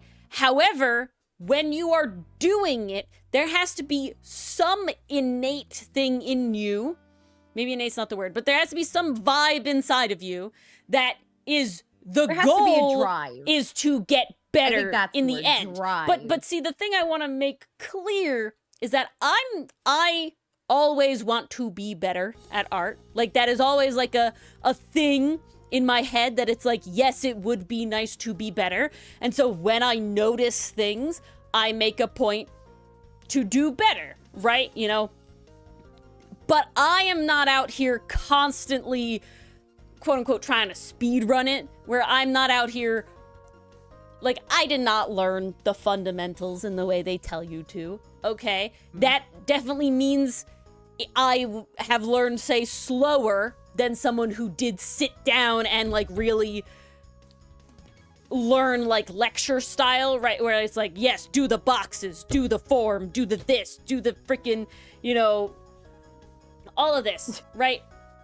Yeah. There's an unholy loud house fan. Yes, I was thinking it's of really the classic long, isn't Harry it? Potter's I do know you know. self-insert with Raven, Heart yeah. the Dark. No, Raven, something, Ebony, something, Ebony, Dimension Raven Way. Ebony Dimension something. Raven Ebony Heart, Way. Dimension Raven, Ebony something, Dimension Raven Way. Something like that. Something like that. My Immortal. Yes, that's My the word, Immortal. yes. That's what it was from. I know the Loud House one you're talking about, Bass. But like, the point is that, well, I'm not out here studying constantly to try and be better at art. There is a innate, you know, an internal drive that the goal is to be better. Right? Does that make sense? Yes. Oh, absolutely. Because you're talking about the difference between Ebony studying Darkness, thank you. formally and then pursuing it, one, because of passion, and two, like, in a practical way. Like, you're actively doing it every day and figuring out, like, what looks good, what works for you. But, like, there's a difference between I'm drawing every day just to draw, and with no other reason I'm just drawing, which is fine. Like, there's nothing wrong with that. But you will not get better if there's no thought at all in your head to do that, right? Like, if Mars wrote the way that she wrote 10 years ago and she was just writing, right? There's no at all, like, I'm reading other books and thinking about how they do this, right? Or I'm, you know, looking at how, like, there's no thoughts at all, just write, you know? If I was drawing and I stayed and it was like, I'm just trying to draw the characters, doodle, you know, whatever. And that's fine. Again, I really want to preface, if that is what you want to do, that is fine. But if you want to be better, you have to have something, but you don't have to study. That's just the big thing. I want to do it as a hobby, but you can be better doing it as a hobby if there is a desire to be better at doing it as a hobby. Hobbies. Because, like, what I really want to sort of preface is, like, I have taken a couple art classes, but I really have not studied like you see other artists study, right? Like, the big ones now on the internet are, like, PCAT and Viura, right? Like, they are going out, and, you know, they're making content, so, you know, that's part of it as well. But they have explicit goals where doing the fucking box study. I would want to claw my eyes out. Okay, I cannot. It's about drawing boxes, and you draw boxes in every perspective. So you make this big grid that kind of makes it look like boxes have rotated on a sphere. You loved the boxes in that one Outcast entry. Yeah, I love the crates. It's specifically to help your eye develop as to how to see the 3 dimensions in perspective, right? And it's very effective. Like without question, it is an effective method to learn. However, I would hate every moment of that, and that makes it not worth it to me. And that's how I learn anything. I am really not somebody that can learn by theory. You know, I want to do the thing I want to do, and I would prefer to fail at doing it perfectly than spend 80 bajillion years being ready to do it right the first time. Right? I did not start out with all this fundamental stuff. I started doing art because I wanted to draw things, specific things. You know, it was a lot Pokemon, of Dipper back then. It was whatever. It was a lot of Deerper. Yeah, it was a lot of Deerper, and it was literally me looking at other artists and, like, being inspired and being like, ooh, and just kind of, like, taking it. And all of that. And so, like I said, I did end up taking a class that ended up being an anatomy class. That was not the goal of that class. It was supposed to be sequential art, but such is life. But yeah, I just wanted to be, you know, it's taken me, God, 11 years to be here, something like that. 11, 12 years to get to where I am. It's slow going.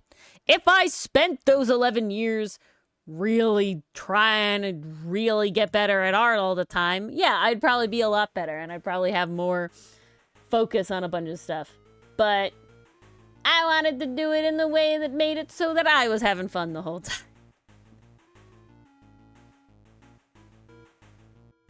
Ooh, that looks good. Okay, guys, completely changing the topic, but secret animation tip. Secret animation tip. If you want really simple animation to look better, kind of you're tricking people, right? You're tricking people that don't know anything about animation. You're tricking the layperson. Have one secondary action thing at least. Secondary actions are your biggest friend. What do I mean by secondary action? See this motion where Phoenix goes from this pose to this pose? See how the see how his scarf lags behind? That's a secondary action. It's something that moves slightly delayed, secondary to the rest of the character. And it just adds a little spice. Welcome. Hello, Sky. What is your question, Sky? Yes. We love questions around here. Hey, there's no difference between in theory and in theory practice. There is.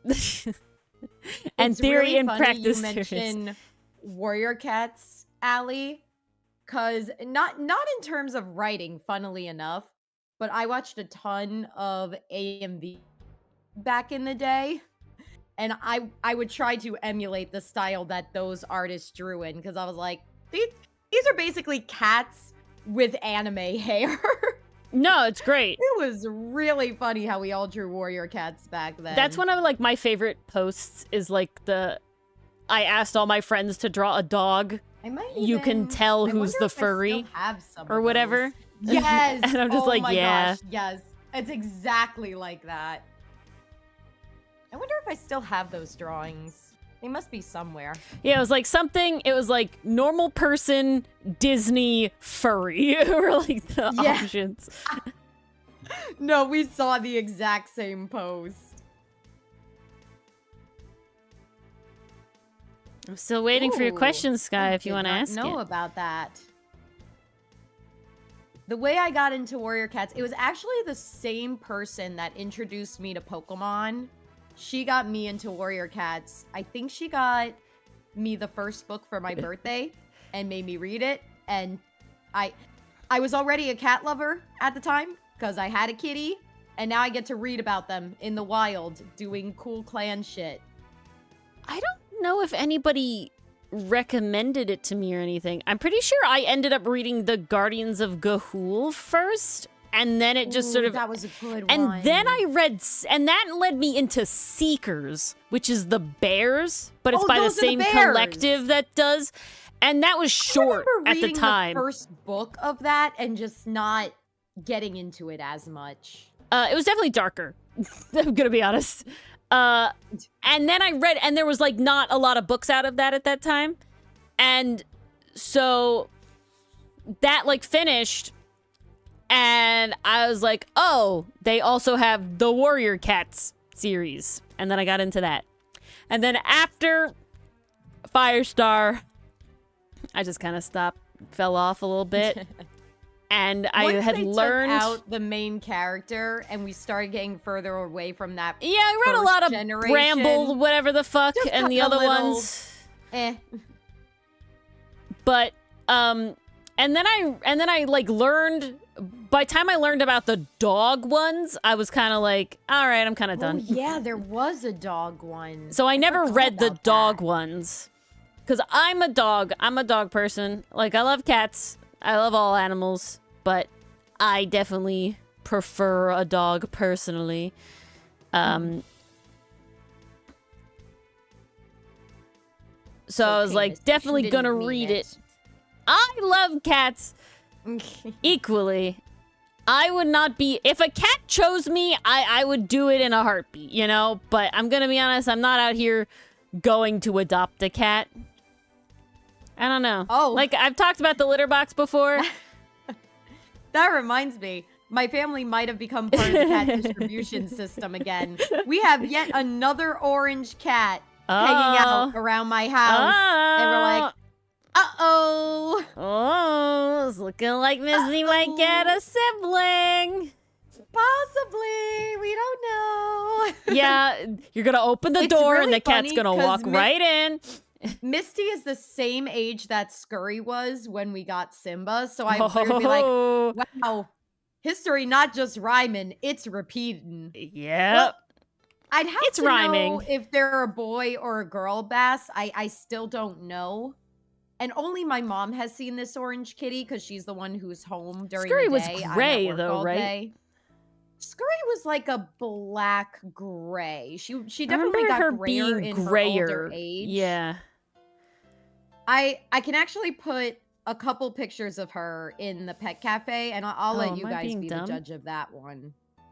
I'll let you guys be the judge. Okay, I am being a little dumb. She was a very sweet little cat. Oh gosh, do I have... No, okay. I do have albums, thank God. I know I created an album for Scurry. I could not. Let's see. Take me to albums. That's the Simba album. Careful. That's the Scurry album. What am I carefuling? Oh, I'm trying to... I don't know. Show Phoenix's cake? I've lost the plot. Oh, that? I've returned to the plot. These are some pretty good pictures of her. Yeah, we'll do one crazy photo. Yeah, we of don't her want stream to get banned. She was a crazy cat. Oh, I guess we're never getting that question. She was a crazy little cat. Oh, geez, that was when she stepped into the cricket trap. Speaking of things that... We only got temporarily banned because it was a naked cake. Okay? This cake is obviously pantsed. This does not work. But you know what I mean. Clothed. Okay. I shall now bless the pet cafe with too many pictures of Scurry, but honestly, she doesn't get enough credit. This was my baby for 17 years? Yeah. Yeah, it was Naked Oats and Cake. For the fucking... It was Naked Oats and Cake. The best reference. kind of cake. It was for the reference. I was drawing like one of the alt outfits.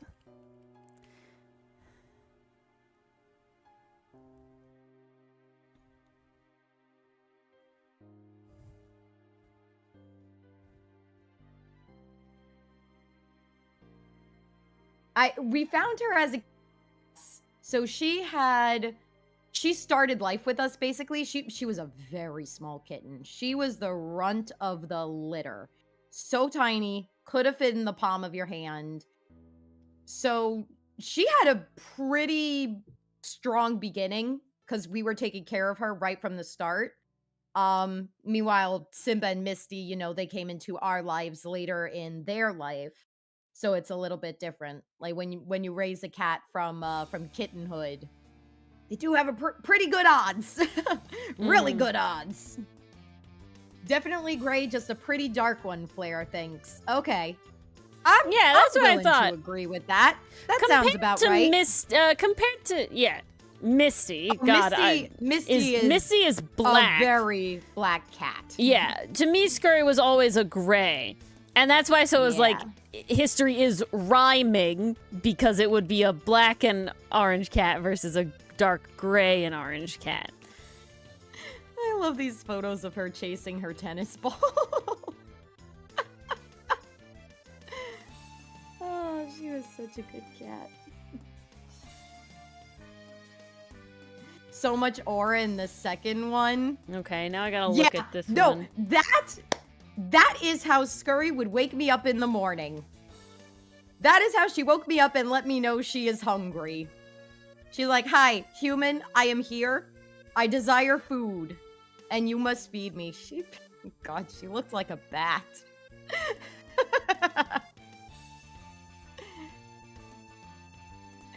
She was a cutie.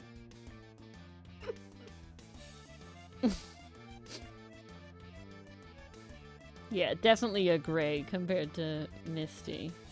Yeah, definitely compared to Misty. Misty, my mom and I specifically went to the shelter because we knew we wanted a shelter cat.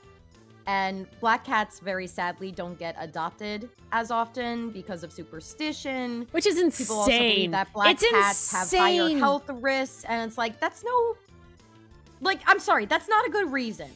That's not a good reason. I'm sorry. If there was evidence, I will believe say... what you want to believe, but some people go out of their way to hurt black cats because of the superstitions. Yeah, which is nuts to me that we still live in a time where that is, like, common. Right? Like you feel like we've left a lot of mysticism and stuff, and yet... You know, this is still, like, statistically why significant. Did that one stick? Of all the ones that could have stuck, why that one? Like, these kitties just want to be loved. But that's why my mom and I, when we went to the shelter, we did specifically ask them, please show us your black cats, and please show us an older cat, because older cats are statistically not to get as adopted as well. You know, everybody wants kittens. It's all the pets are like cats. That. Even did you know the black like cat thing even affects dogs? Isn't that insane? Like it affects all pets. I heard about that. It's like a crossover. Like people are like, "Oh, hellhound." Oh, yeah, it's scary. a nuts. It's a nuts thing. That's like what? But it's statistically significant across like all pet animals. It's like a wild thing. They didn't ask to be born that way. It's just genetics. Yeah, fleas on rats. Yeah, fleas on rats. I think cats unfortunately got a little bit of the brunt because they were probably carriers as well. No, my understanding. My understanding is that cats got the brunt of it because they are ratters, so they would get the fleas, and then. It's a problem of the fleas. Yeah. Yeah, exactly, Bass. Yeah, exactly. Exactly, Bass. Yeah, it's because black cats are seen as bad luck. That's where we got... That's why we're here now today, is because black cats are seen as bad luck. And that has, like, unfortunately even bled over into, like, just black animals, period, are bad luck, which is an insane thing. As well, like it's already crazy that you're really taking this to any level of heart. You know, I 100% understand. What did the animal do to you? But it's like I get the fun of like the you know, haha, black cat crossed the you know, haha, walked under a ladder, haha, broke a mirror, you know, like you know, goofy, kind of like but not like. So much to the point where it's like I won't have a black colored pet. Yeah, that too. But I love the voids. I love the voids. I've had not every color of dog because there's a lot of colors of dog, but I've had a brown dog, a black dog, and a white dog.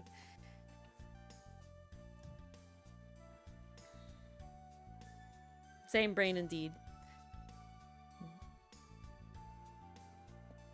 I've had gray, orange, and now black. And it looks like we might be circling back to orange. Canadian Lucifer, I 100% get that. I explicitly do not want a puppy. I want a dog really bad. Are a lot I want a dog so bad. The dog needs to be old enough to already have been house trained. I'm sorry. I can't do it. I cannot do it. I want a dog that is like a year to 5 years. Black pets are hard to get good photos of. I have a zillion photos of Misty that beg to differ, Flair. Dogs are not inherently mean, Mason. Mason, my Riley was so docile. My Oh my god. lord. Riley would throw herself on me for cuddles. Riley, Whenever I came over but to your also place for she anime was day, so she tolerant. wanted to She cuddle didn't bark. so Like, for desperately. the most of her life, she did not bark. You know, it wasn't until she was getting old that she would, you know, voice a little more her, you know, discomfort of certain things, because she was unfortunately in a lot more pain because she was older.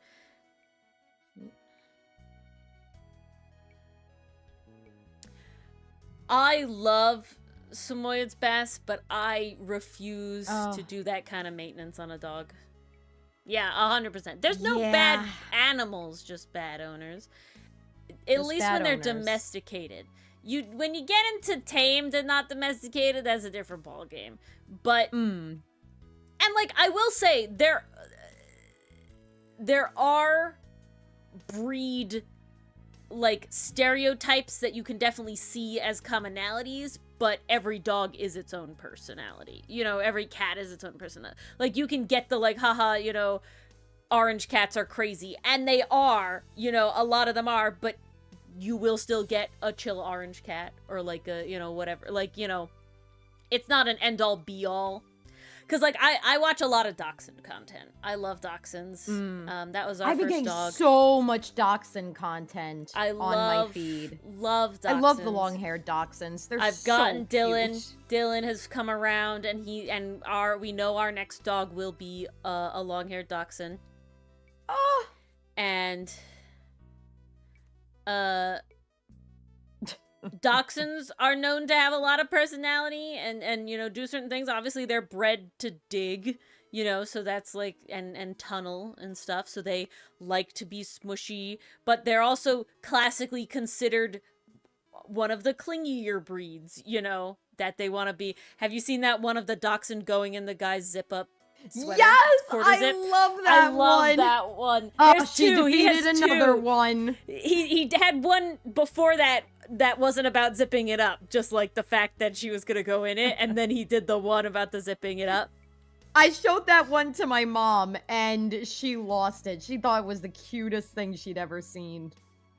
Badgers, bass badgers, yeah, in holes, badgers. They're specifically for badgers. But yeah, to go into holes and everything like that. So a lot of dachshunds love cat toys because of this. Like, actually. Like the tunnels. Oh yeah, no, 100% Bass. And that's why dachshunds have this big dog bark as well. And dachshund, like, again, so I've had 3 dogs, right? Our first dog was a dachshund. She was a purebred. And she's a mini dachshund. She did all the classic dachshund stuff. She would dig. She caught the most animals out of any dog we've had. And again, mini dachshund, right? But she caught rabbits and moles and, you know, all of this stuff. She definitely caught the most. But she would dig, and she definitely had a tood. But she loved to be under the blankets, and she loved to be warm. I wouldn't have called her that clingy. And she did the tear up thing. She loved to tear. No, so Bess, I don't remember how old I was. I was single digits young, though, so like 8 or 9. And I was in the basement with my father. He was playing a game or something. And my mom came home from food shopping. And I came up the stairs from the basement. And I see Cassie, my dog, is like on... So the way my childhood home worked is there's like the back door. And then you come in the back door to this little landing. And you could go down the stairs to the basement, or you could go up 2 stairs into the main house, right? So the back of our house was lower than the main house. So there was 2 steps going up. So I come up the basement stairs, and I turn the corner to go up those 2 steps into what is the kitchen. And I see Cassie kind of licking something. And it's like furry. And like I said, my mom just came home from the supermarket. So I was like, oh, did mom get Cassie a new toy? You know, what is it? I like lean over more, and I see it's a full dead rabbit, and she's licking like a hole in the side of it, just licking it. And again, I'm like 8, maybe 9, so I screamed, "Cassie, kill the rabbit!" And I run to the front door, because there's like, we had like little area rugs at the back door. That's where Cassie was. And there was an area rug at the front door. I run to the area rug at the front door, and I dramatically collapse to the ground, sobbing. My parents heard me scream, but did not hear the words that came out of my mouth. Like, they didn't understand what I said. So I'm like sobbing. Curled into a little ball in like the fetal position, like as far away as I could get from Cassie. And they're like, what happened, Ori? What happened? And they finally like realized what happened, and I had to be comforted. And then my dog killed this rabbit. But she was very helpful. See, Bess, Cassie killed a burglar who happened to be a furry. Funny other stories. So, we had a fireplace, and the fireplace had a flue that was broken originally, and it didn't do very good at sealing things. And we went away on vacation, and we had somebody house sitting. I think it's because we had a cat at the time. I'm pretty sure we had a cat, and the person was like coming over. They were like our neighbor, so they were coming over to like feed our cat and like change the litter box, you know, every couple of days or whatever. And apparently a squirrel got into our house. So a squirrel got into our house and was tearing up the place, knocking shit off of all of the things. So, you know, lots of broken glass, lots of all of this stuff. And, like I said, thankfully we had people, you know, checking on the house every once in a while, checking on the cat. Cat was old, so cat did nothing.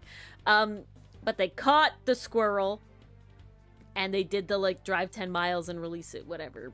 I'm very thankful that I had gotten into the habit of closing my door as a child, so still, that door is not replaced. The bottom of that door that was to my bedroom is gnawed by this squirrel trying to get into my bedroom. And thank God it didn't, because I had so many knickknacks and stuff that it would have fucking broken. They caught it in like a humane trap. So we had the dog at that time in the vacation with us, right? We didn't bring the cat, we brought the dog. Years later, we had another, somehow, don't know how, because the flue was fixed since then. I don't remember how. I was asleep upstairs. And I did not know any of this until it was told to me. Apparently Cassie starts barking at an area of the house. Just as a squirrel had gotten into the house. She chased it under we have like old radiators near the front of our house. She chased it under the radiator, and she's just there, like, going, like, trying to get at it. She definitely got like a bunch of tail hairs. She kept going for it, and she's definitely the reason they caught that squirrel that night, because by the time I woke up in the morning, there was no squirrel. Like, it was immediate because we had the dog. She was definitely, like, I will say, dogs really are bred with a lot of innate shit in them, you know? Like, they really, really are. And it's crazy shit, you know? That's nuts. But then you think back, oh yeah, they were bred to chase this stuff. That was like and her hunt whole it down. deal. Yeah. Dachshunds especially. Oh my gosh. Valentine's Flash Battle saved the day. What is this? What is this? I don't know what this is. Wait, Paper Demon? Yeah, Flash Battle. What's a flash battle? I don't know what a flash battle is. I'll say I'm interested in. Hell Saturday, the 31st. Where is that? Site updates? It's in the events. Like at the very top. Like the calendar thing. Calendar thing. Oh. Oh. I don't know what a flash battle is. It'll take place on the YouTube channel. Hell yeah, exactly, I'm Bass. They got it. They got it in one. I'm assuming they'll be making an announcement about it very soon. They must. It, I just literally want to know right what now. it entails. Literally right now. Allie, you might get to use your ship early. Is Get it a the real ship? moves on, Are we actually get shipping the them? moves on MoveS. I don't know. I want to know the seriousness of the ship. Dogs really are bred. Okay, Fido was a good design, though. I like Fido. I did really like Fido. I do like Fido. Fido was adorable. I forget what he evolves into. A bigger biscuit? Sour dog? I don't know. I don't know what it is. We're not sure, Allie. It's literally an event in the Paper Demon server. Like, it's in their events channel. And it just says, more details to come. It's gonna be a live stream. Ooh, at 6 p.m. Okay, on Saturday. Good to know. The 31st, so not this Saturday, the next Saturday. Ooh, you do want to ship them. Okay. Okay. Ooh, okay. Maybe a little kiss, maybe? Maybe a little kiss? Our little NB couple? Little cheek kiss. I'm a sucker for the cheek kisses, honestly. That's like one of the big ones I use when I write fanfic. It's a short battle that takes place on stream that only lasts 2 to 3 hours. I see. Oh, okay. Okay. Guess we're kiln questing it up, I guess. Looks like it. Yeah, I know that, Bess. Fido. Fido is adorable. Fido is so cute. What's the next one? Doxbun. That was it. Doxbun. Against Doxbun. I think my one thing, I wish that the fur looked like cream. That would have been better. Cheese. But otherwise, I don't dislike it.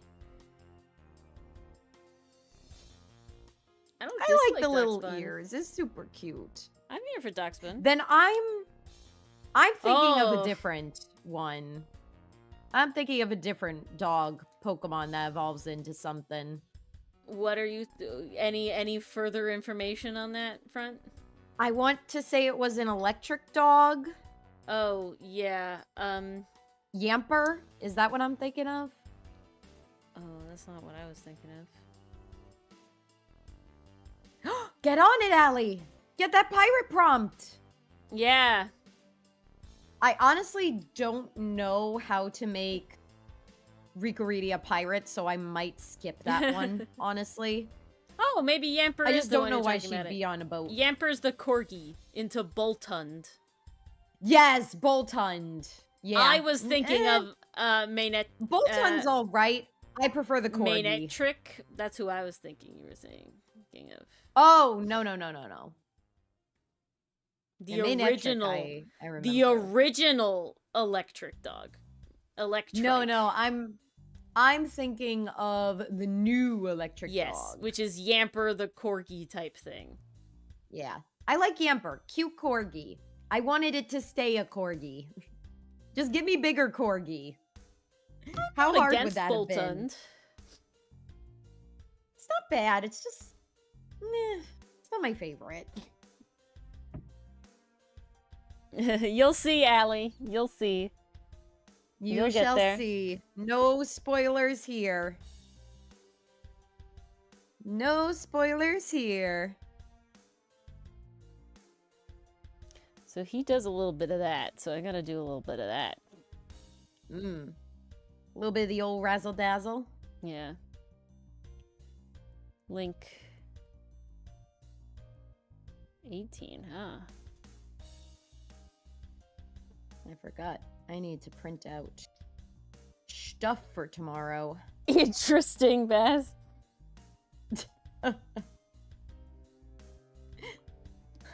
Aztail? What did I miss? Okay, can I do cool shit or not? Edit. Transform. Is this possible? Puppet warp. Whoa! Hello. Okay. Okay, let's see. So now I'm Ooh. seeing 1, 2, 3, So how would I 4, like? 5, 6, Okay.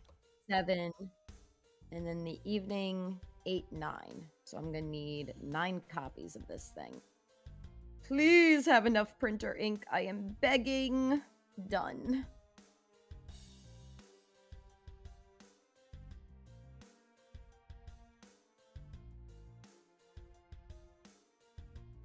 Ooh, that's fun, Allie.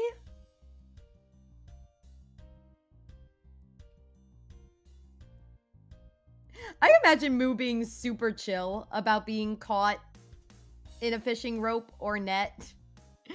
Just sitting He's like, there. hey, what's up? No, like literally just swinging back and forth on the hook like it's a swing. Having the time of their life.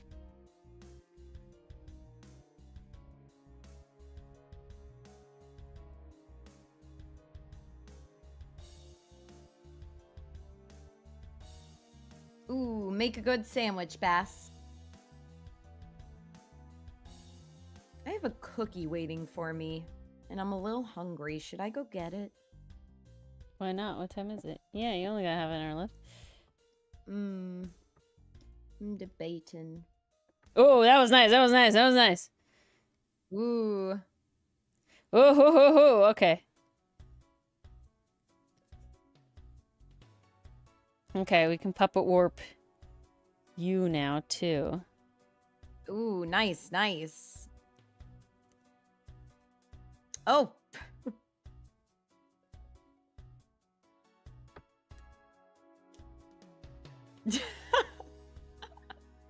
I just popped into uncensored.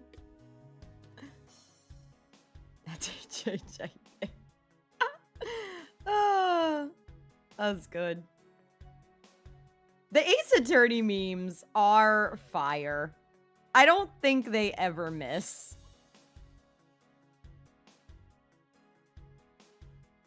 Eat thy cookie? Alright, fine. I'm going to get the cookie. I'll be back. Duplicate.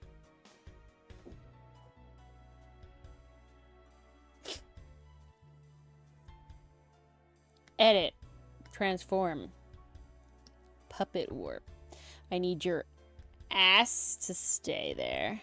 I need your feet to stay there. I need your hand to stay there.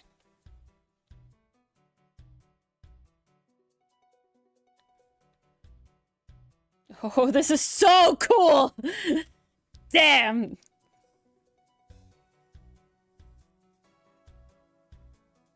Woo! Not pear pressure. It is pear pressure. I want to see, I want to see, I want to see! Show me, show me, show me, show me! Okay, okay. We're almost done. Well, not actually. Hey, I got but... dessert and a show. Show me.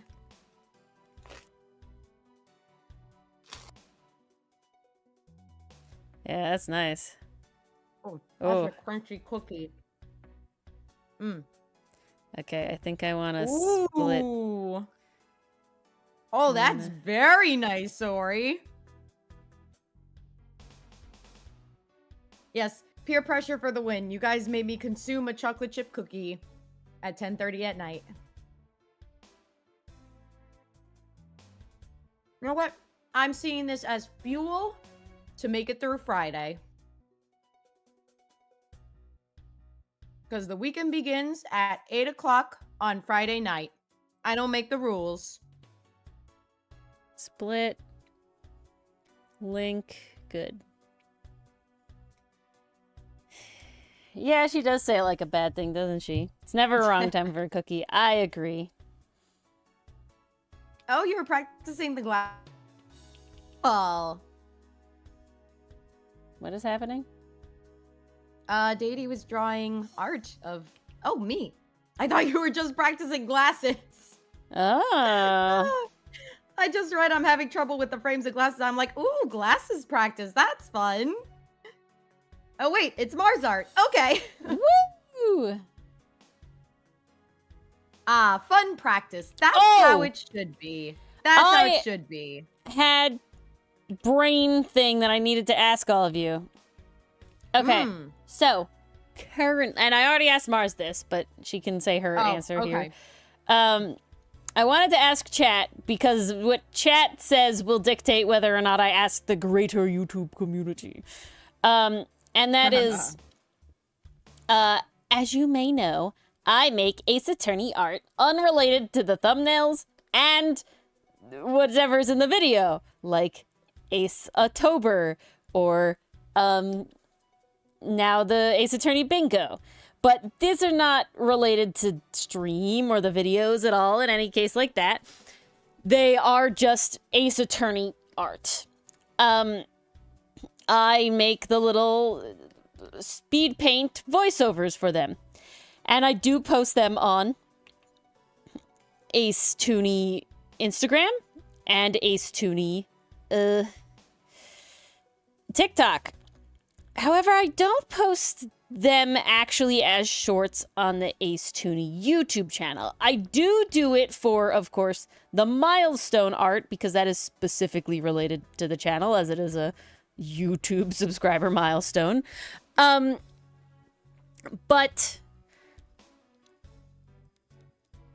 I felt originally, the reason I don't post them is because I felt that that's not sort of our content, right? The YouTube is mainly, Allie says post them. That is the question. Is mainly for, you know, game stuff.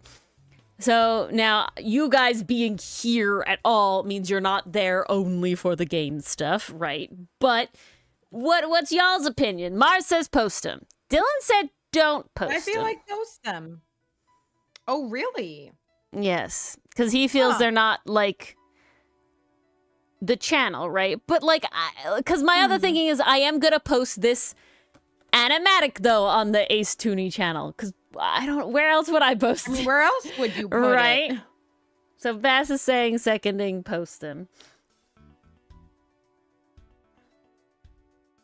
Now the second question, if you're saying post them, do I go back and I post all of the Ace October ones too, or do we just start with Ace Attorney Bingo?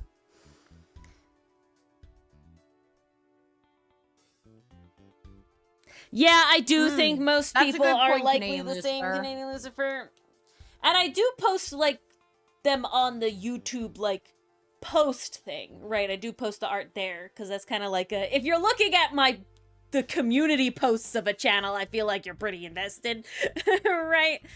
I think what I'm going to do, since you all say post them, I'm going to,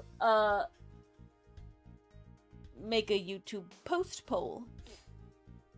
Ooh. Alice said start with A bingo and then go backwards. That's a good idea. I'm against it. I mean, I specifically made... I should make some sort of shorts overlay. I made like a specific overlay for the Animini's that specifically says Ace Tooney animated by Origami Art, like on it, so that like it doesn't have to link back anywhere, right? Like, because when you link videos, it's kind of weird looking in a lot of stuff. You know, it doesn't play, and thus people don't look at it. So it's like, I wanted to post the Animini's in, say, like, the Reddit, right? The subreddit. But if you post, like, a link, like, it's kind of weird. People are less likely to look at it than just posting the video innately within the platform. Same with, like, Tumblr. So it's like, oh, okay. Oh, interesting. Let me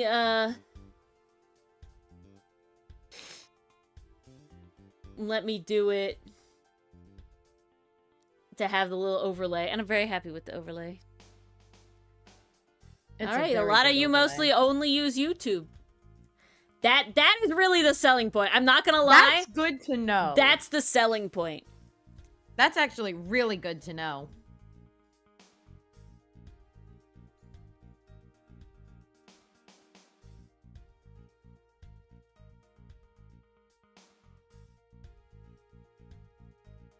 That's really the selling point. Good night, Matt. Thanks for hanging. Good night, Matt. Hope to see you tomorrow. Good to see ya.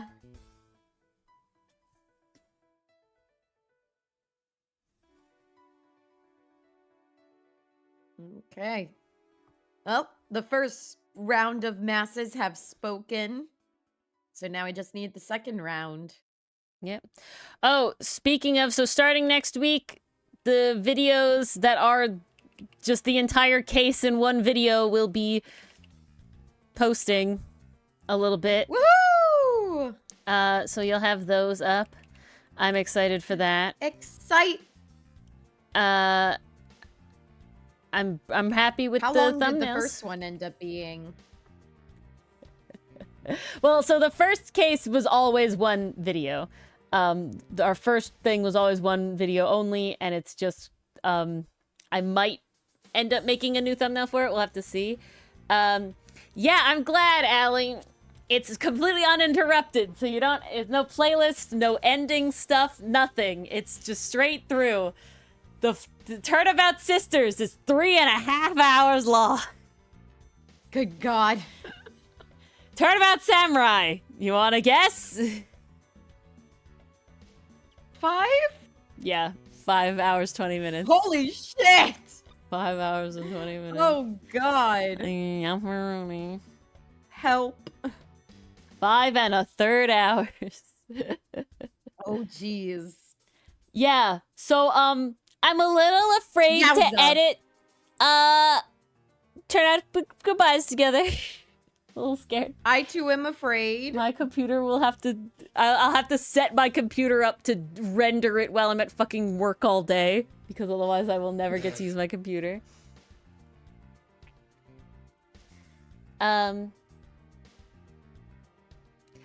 Oh, I know, Canadian Lucifer.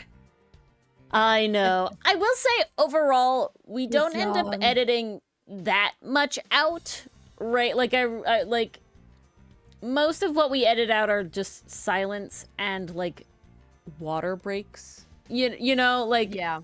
I really keep vast majority of the content.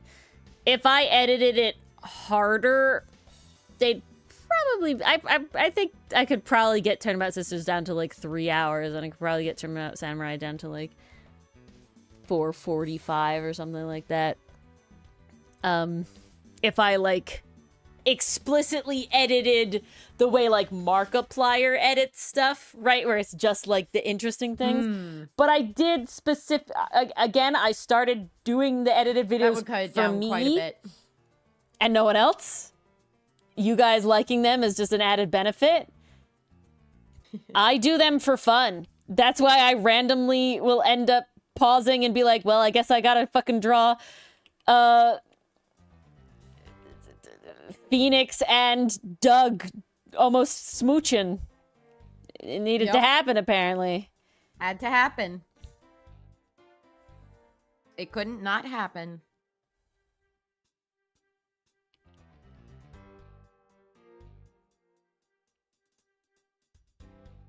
Ugh.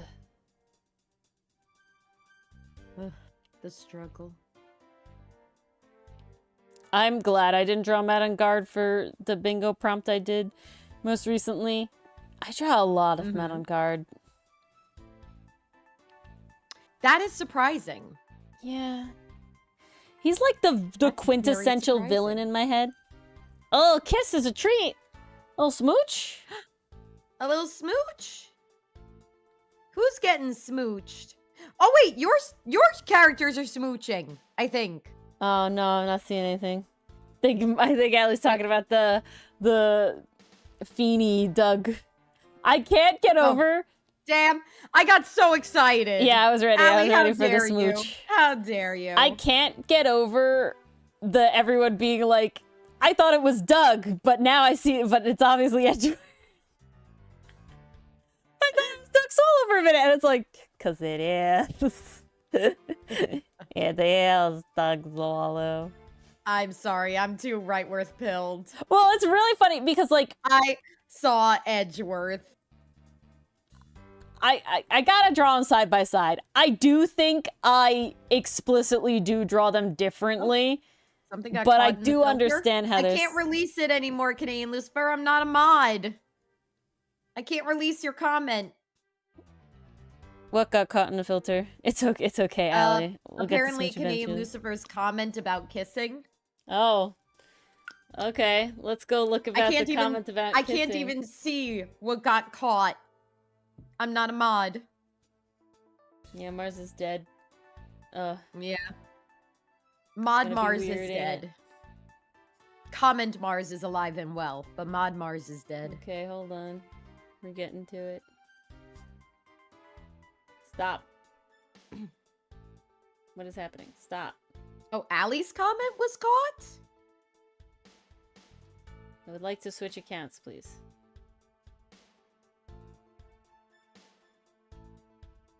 We gotta streamline this. This was my fault. I did not expect things to go this way.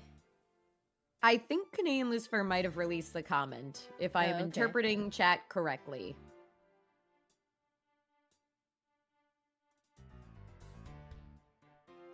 Wait, so saying a little kiss as a treat was caught in it? That's Oh, okay. weird. No. Canadian Lucifer was just on top chat. Oh. I don't know why. I can't make it not the default. Like, I can't change it, unfortunately. Top chat is so weird. It's so stupid. I don't know why anyone would want that. And Allie and Canadian As a Lucifer thing. are the top two. Who's the most top? Streambot, Restreambot. But I think it's Bass, technically. But it's Restreambot, technically.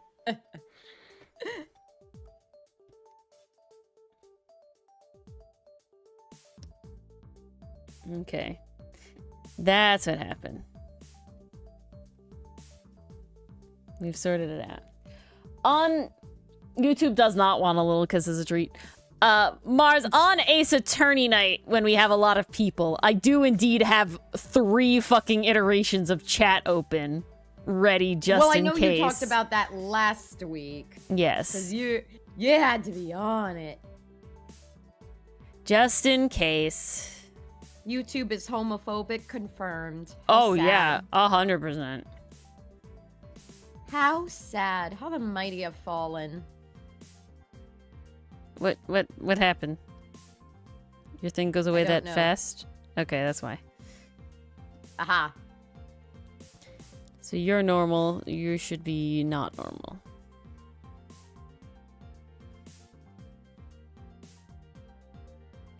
Okay. I don't think I have a whip to send you, Ori. Oh. But I'm ready for you to see. Oh. Yeah, so you can let me know what the vibe is here. The quiddity, if you will. The quiddity. Dylan told me I had to stop using that word, and I said no. Never! I like No, quiddity. it's too good. It's too good. He will be using quiddity by next week, I guarantee. No, he won't. If you do it enough, he'll pick it up and he won't even realize. I'm not trying to shoehorn it, but I will say, now that I know the word, there are some cases where I'm just like, shoehorning. that's what I want to say. It's appropriate for the sentence you're using. I want to know if this is a good quiz. Twitch gets sorted together to fair. Run with this.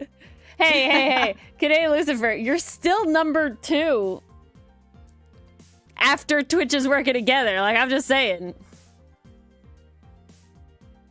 Well, I guess that means Twitch can't really not be numbered. Has there really been that much Twitch, though? I want to say no. I don't think so. I mean, I think Bass is the only one holding it together right now. It was, I think, Penguin's on Twitch. I forget who's on Twitch. I see everybody in one, chat, so, everybody's on the same thing to me. Forever quiddity, yes. Forever quiddity, forever schmooze, forever dishevel. Okay, why does that not look nice? I know why it doesn't look nice, but I don't want to have to deal with it. Ah, man. Will this let me send? Oh. Okay. It did a weird thing. Oh, I hate that format. Fuck you, Discord. But I guess that's better than it telling me, you don't have enough space, get Nitro to get more. I did a Nitro for 1 year. The baby Nitro, though. I can't remember why I did it. I did it for something specific. Well, I know you have access to the head pad emoji. I was able to click it and use it after you did, when it's put in the thing by myself. Yes, when it's put in the thing, anybody can also react with that emoji. Canadian Lucifer, what kind of soup are you making? 2.5 hours? Dang. Oh, your soup for lunch. Link. I had soup for lunch today, too. Minestrone soup. Lots of protein. Minestrone. Ah, you cut out. Oh. I'm like, bitch, I said it correctly. Don't come at me. No, every once in a while, Discord's like, censored. It's been doing that to you, too. All night as well, so, eh. It's obviously Mars's connection is bad, not mine. Clearly. We've consumed the soup. Uh-oh, I'm gonna sneeze. See, what is that? Ah! I figured out why it looks stupid. Cracked me up today because I was sneezing at work. And I do fake sneezes with my kids, especially my younger babies, because it's a little bit of the call and response strategy. You know, you set up with and then you pause, and they expect chew to follow, so they sometimes say chew in response. That's a classic trick when you're working with younger kids. So I do a lot of fake sneezing at work where I'll just be like, oh, excuse me. But today I'm real sneezing, and the kids are like, Miss Mars, stop fake sneezing. I'm like, kiddo, that was real. That was a real sneeze. The little babies didn't care, but the older ones were like, Miss Mars, you're fake sneezing again. And I'm like, no, I'm really sneezing. No, I'm kiddo. real sneezing. That's real. I promise you. Ooh, cheddar broccoli. That sounds good. I always wonder about cheddar soups. Like, guys, tell me, does it just feel like you're eating melted cheese? Like, what is the difference between a cheddar-based soup and fondue? See, this is a genuine question. The amount of liquid. Fondue usually doesn't have, like, broth in it. Okay. But you're still eating, like, thickened cheese water. Soup will be thinner. It's never water. If you're making it with water, you're making ick. You're making ick? Okay. Flashback. I am. I really am, Allie. Now, the funnier one was last year. I mean, you guys remember, I was dying last year. The had boy to who actually sneezed wolf, take a yeah. break from stream for a little bit. And I had to go in with a face mask a couple times last year. One of my kiddos, little boy, on the younger side, but not like, we're not talking a baby or anything, was so fascinated every time I blew my nose. For some reason, that was the most interesting thing I could have done in the session. Every time I blew my nose, he was like, whoa. I'm like, what? Okay. I don't know why we're fascinated by this. It's interesting. But it cracked me the hell up. I guess. Even better, he'd be like, can I see what's inside? I'm like, no, you can't. No. There's germs in there. You don't want Miss Mars's germs. Trust me. He's like, no, I want germs. And you're like, no, stop, child. No, you have enough. You have plenty. You don't need mine. I promise. thickness and other ingredients. Ah, the cheese is meant to be complementary to the other stuff. I see. Because, you know, as someone who cannot eat the cheese unless I take a pill, and I gotta be honest, cheddar soup is not one I would deem pill-worthy. So good.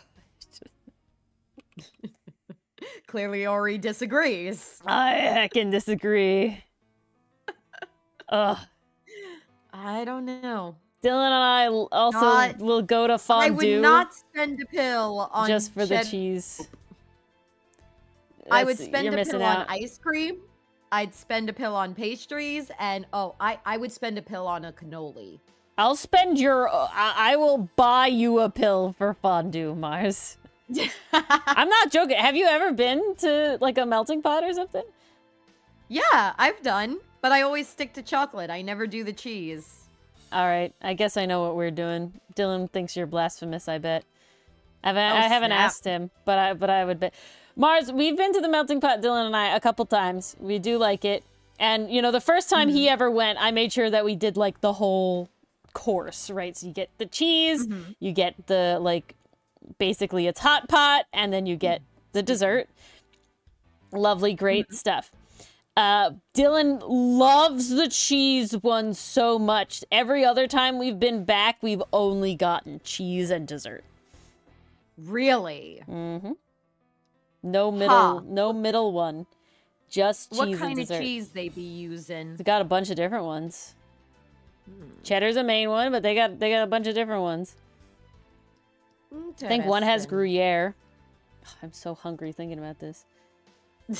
You get rice? Oh, I want rice. Yeah, everyone stock up before the snow hits ya. Okay, so for those of ya in the path. I'm admittedly sitting here like snow day, snow day, snow day, snow day. Please. Please, snow day. I do kind of hope my work gets canceled on Monday. We'll see.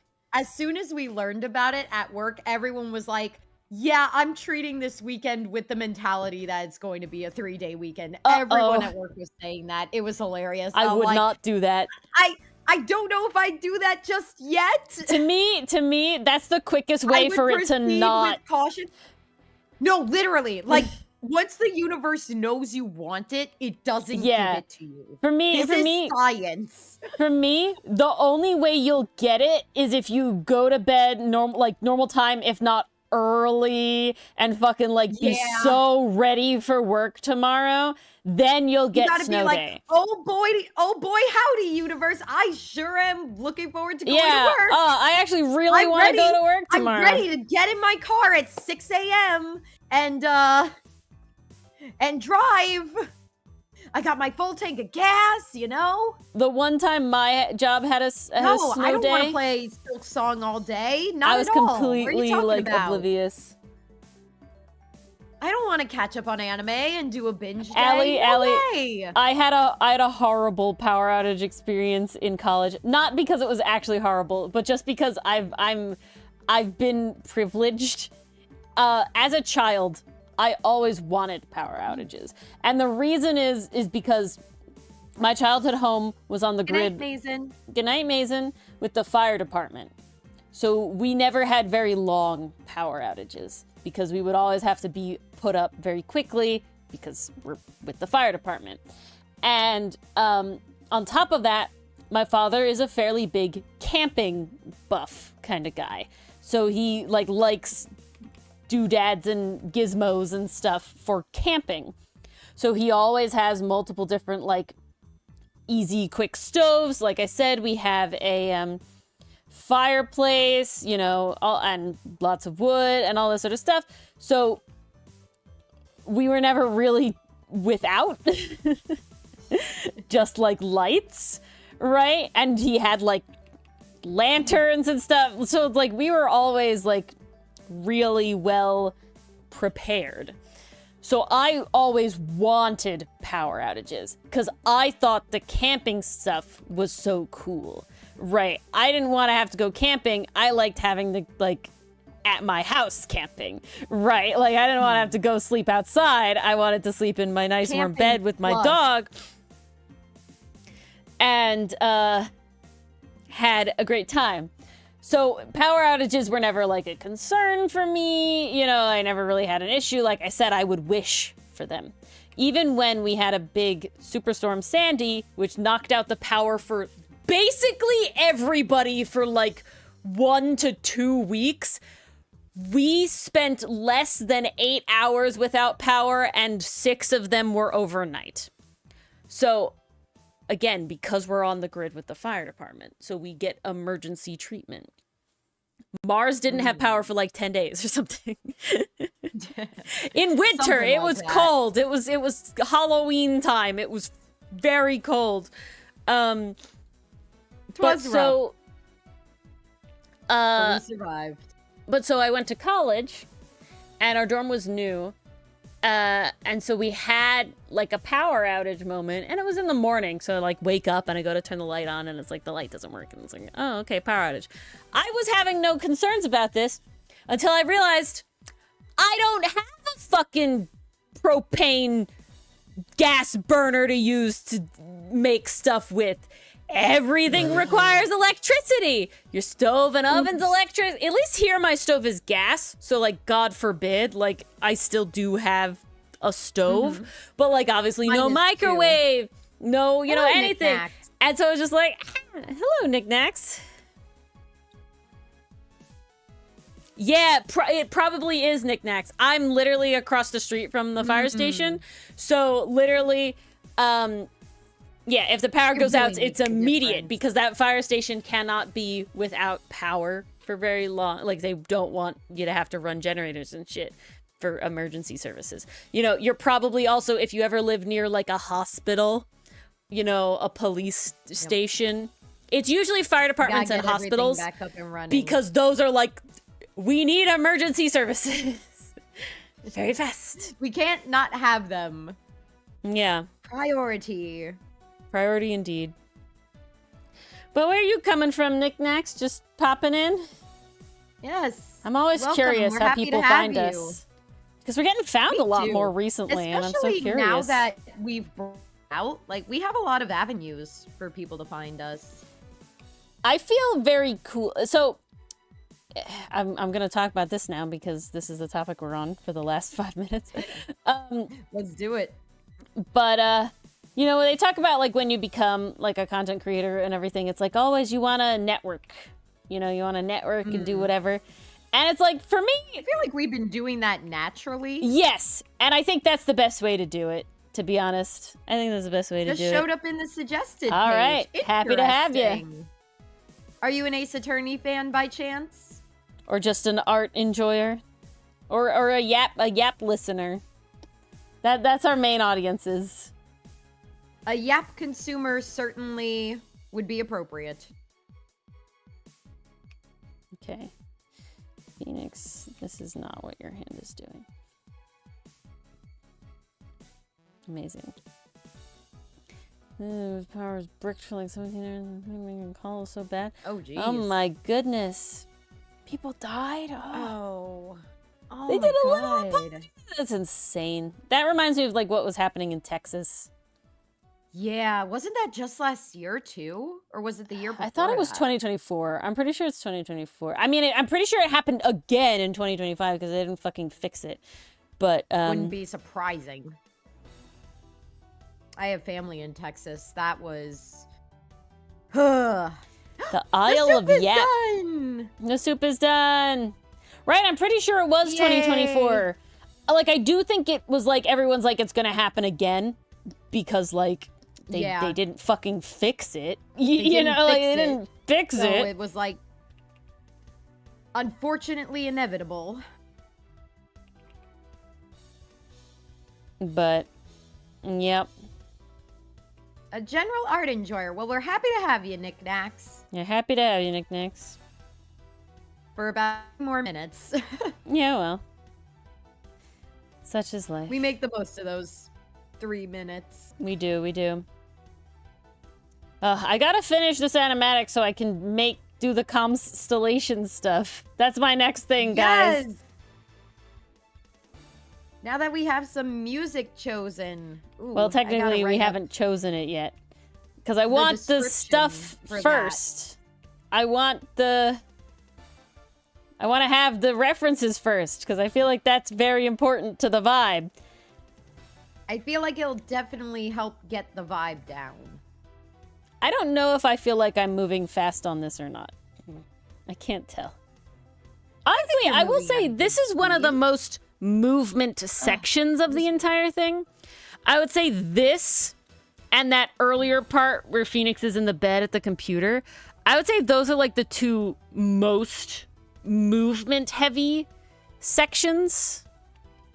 And so I think once these are done, oh, and of course the beginning falling sequence, but that's actually not that much movement. I'm just unhappy with how it looks and I like trying to finish it. That's a different problem. Yeah.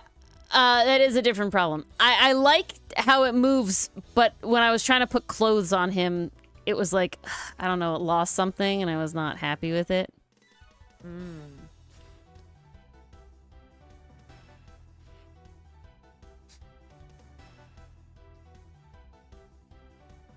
Yeah, right, Knickknacks? Like, if you know it's gonna be an issue.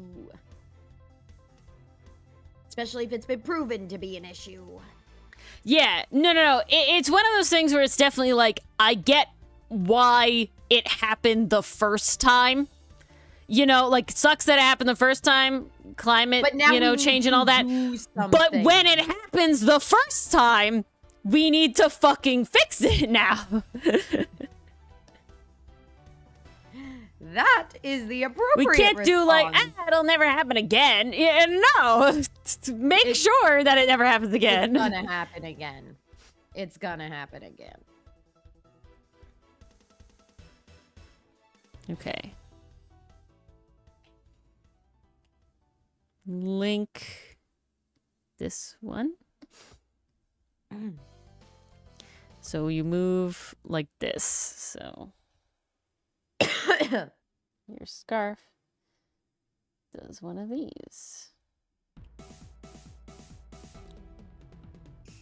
Okay.